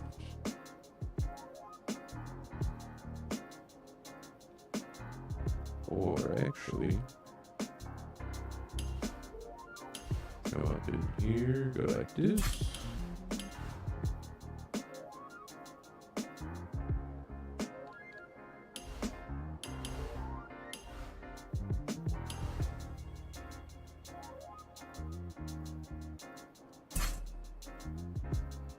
Just keep working the V shapes. Got a little slender ravine right here. Definitely see some snow captured upon that. So we'll just toss a little touch. Perfect.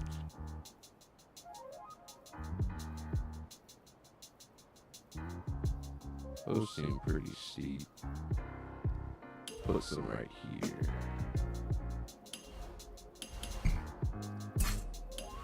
Perfect. You can do this any way you want.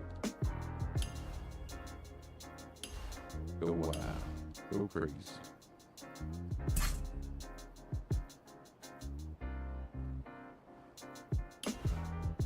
Looks like we got a nice little gully here.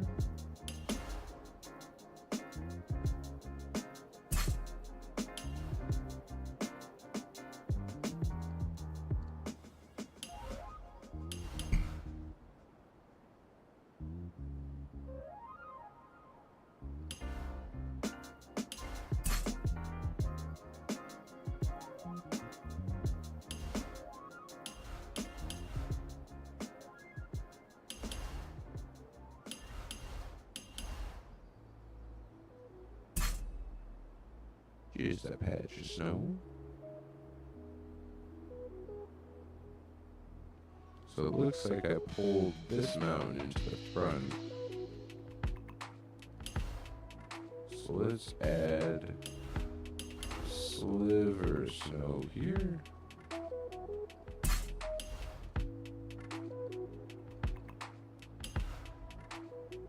Maybe just a touch of a patch climbing up.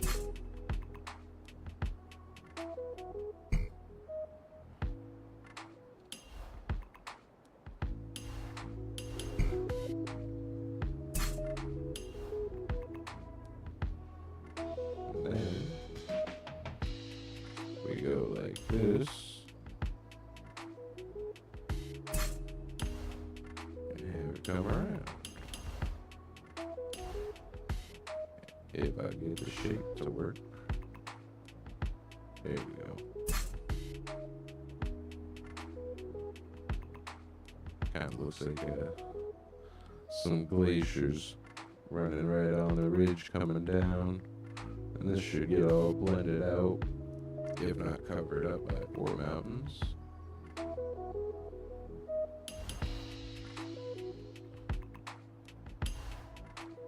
And last one on the right side.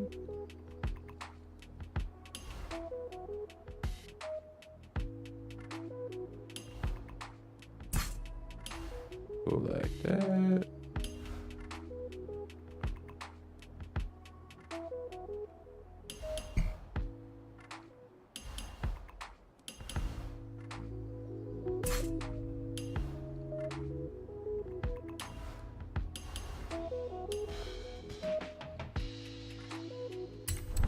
Sure, Africa. Cool.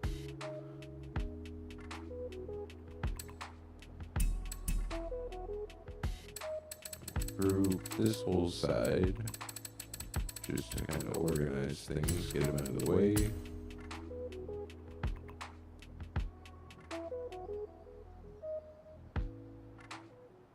And just like that, you start to get snowy mountains. Once we get this layer of white done, we'll go back with the blue and give them shadows and contrast. After which, it'll be time for the 4 mountains. But that might be a project for tomorrow. We will see. Let's give ourselves a nice little ravine here. Go take the snowboards or the sleds. Actually, it looks like that's tucked away in the back, so we're gonna have to make sure to angle it.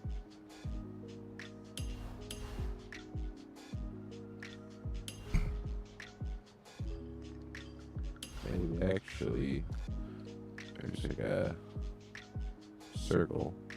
Don't know why, but I see a cat's face in that, so we're just gonna keep it.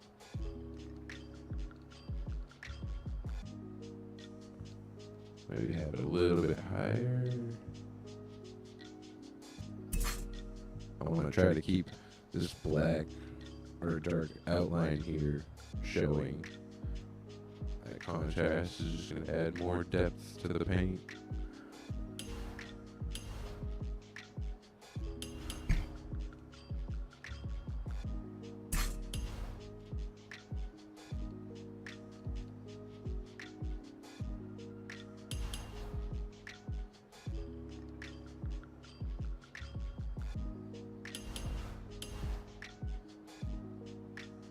Look at that, it just paints itself, man. So much fun.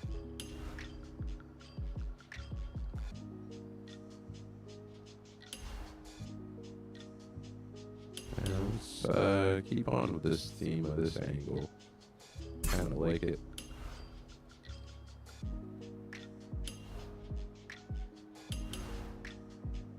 I have this one split up a little bit.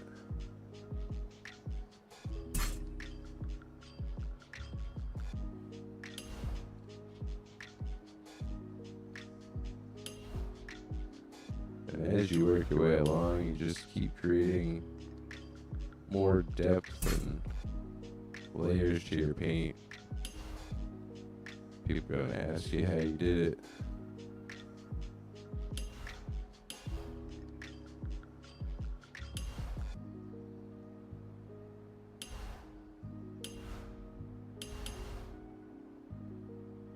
Let's make this one a thick, snowy boy. That's too much snow. Chill.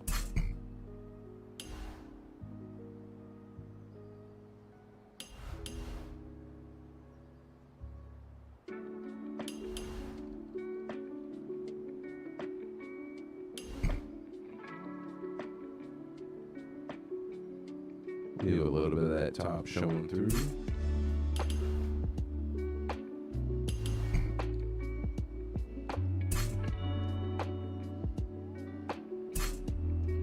I think I'm gonna go through and actually stamp some more white over after I have them first place, so then that way I can thicken up the snow areas.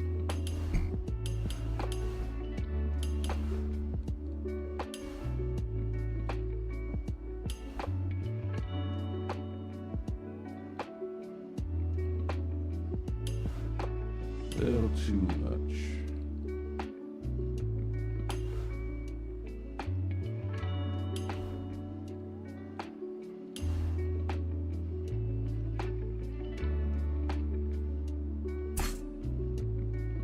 Perfect.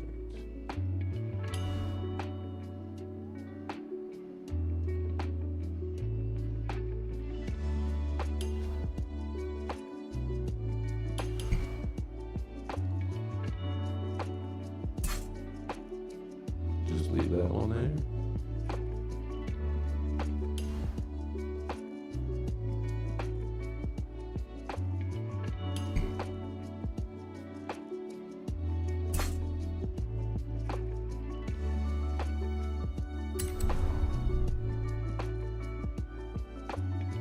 So I'm seeing these three spikes are looking too similar to this. So I'm just gonna switch it up real quick.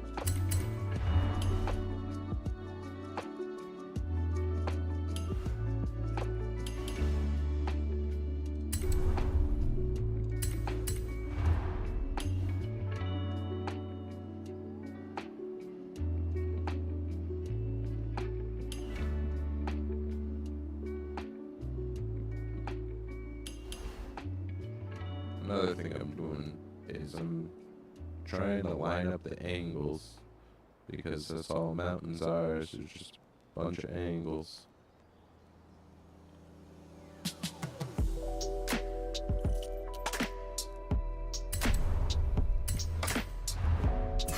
Alright, so we'll take this piece. I'm going to start trying to fill in the snow in some areas where it would be solid.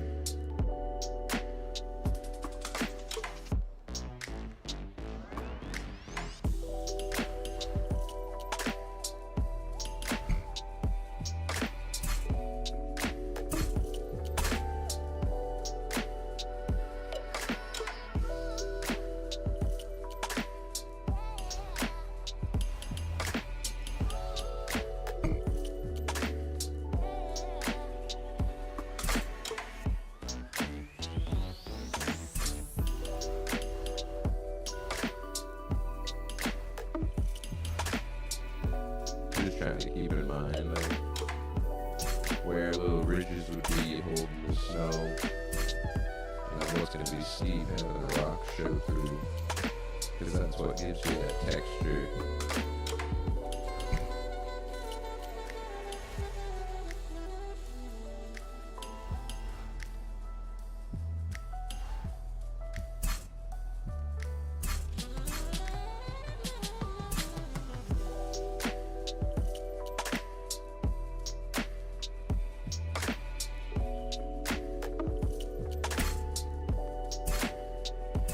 There's the snow.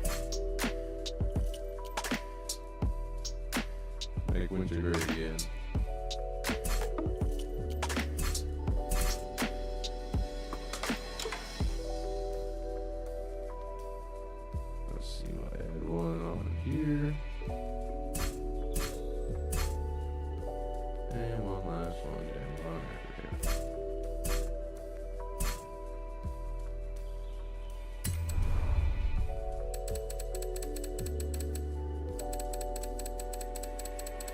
Wow, we haven't cracked 1,000 yet.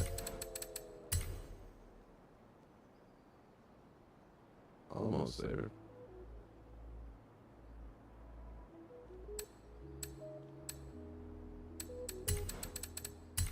So there's our snow. Now we're gonna go in and add the skylight for the shadows. So I'm gonna start blue.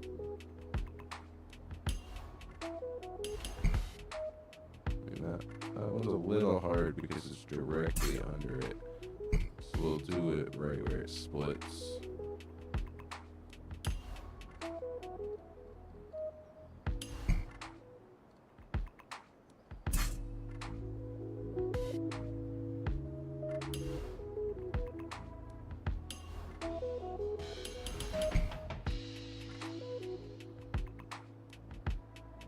Mess with the transparency, try to get a good blend on it.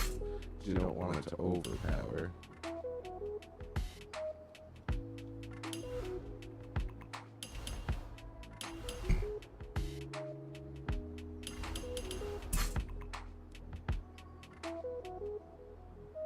Just work our way, working on all the snow.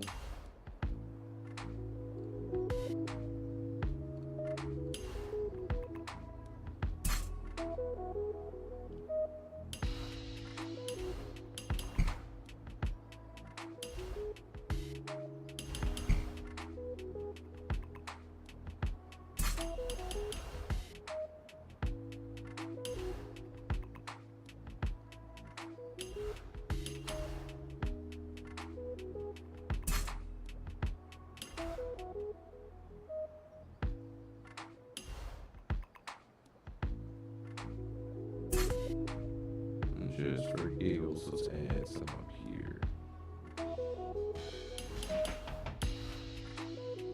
Just a little bit. I think we're gonna do the same right over here.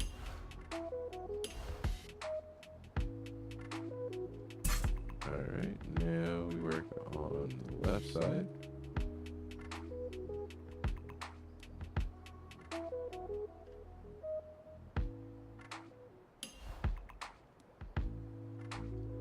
Just trying to keep in mind where the light comes from so we can keep that perspective.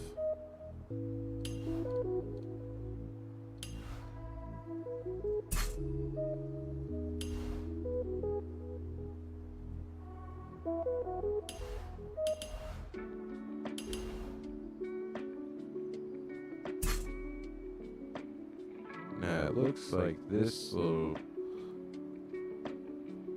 ridge is coming right from behind this, so I almost feel like this is gonna be like mostly in shadows. So we're gonna cover most of it in the blue, if I can remember how to size it.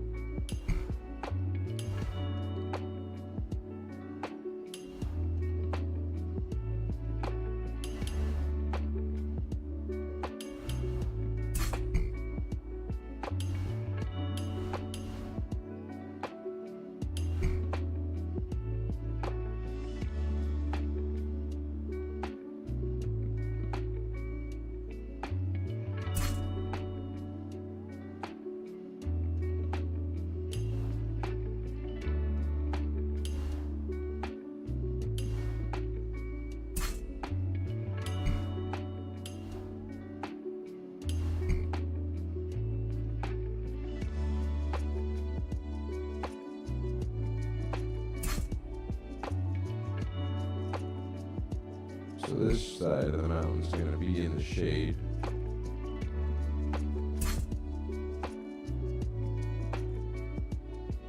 So we want to just kind of, again, keep the shapes of the mountains in mind. What's in the lake, what's not.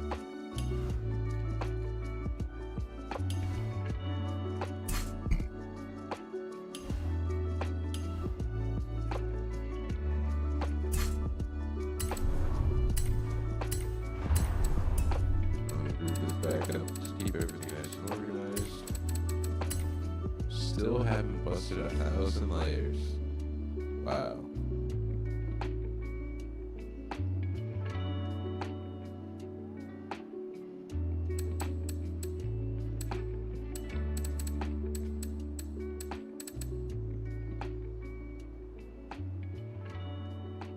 Alright, I'm gonna take a couple of minutes, figure out what the game plan is, and how much time I have, and if I can, I'll be back to paint the 4 mountains.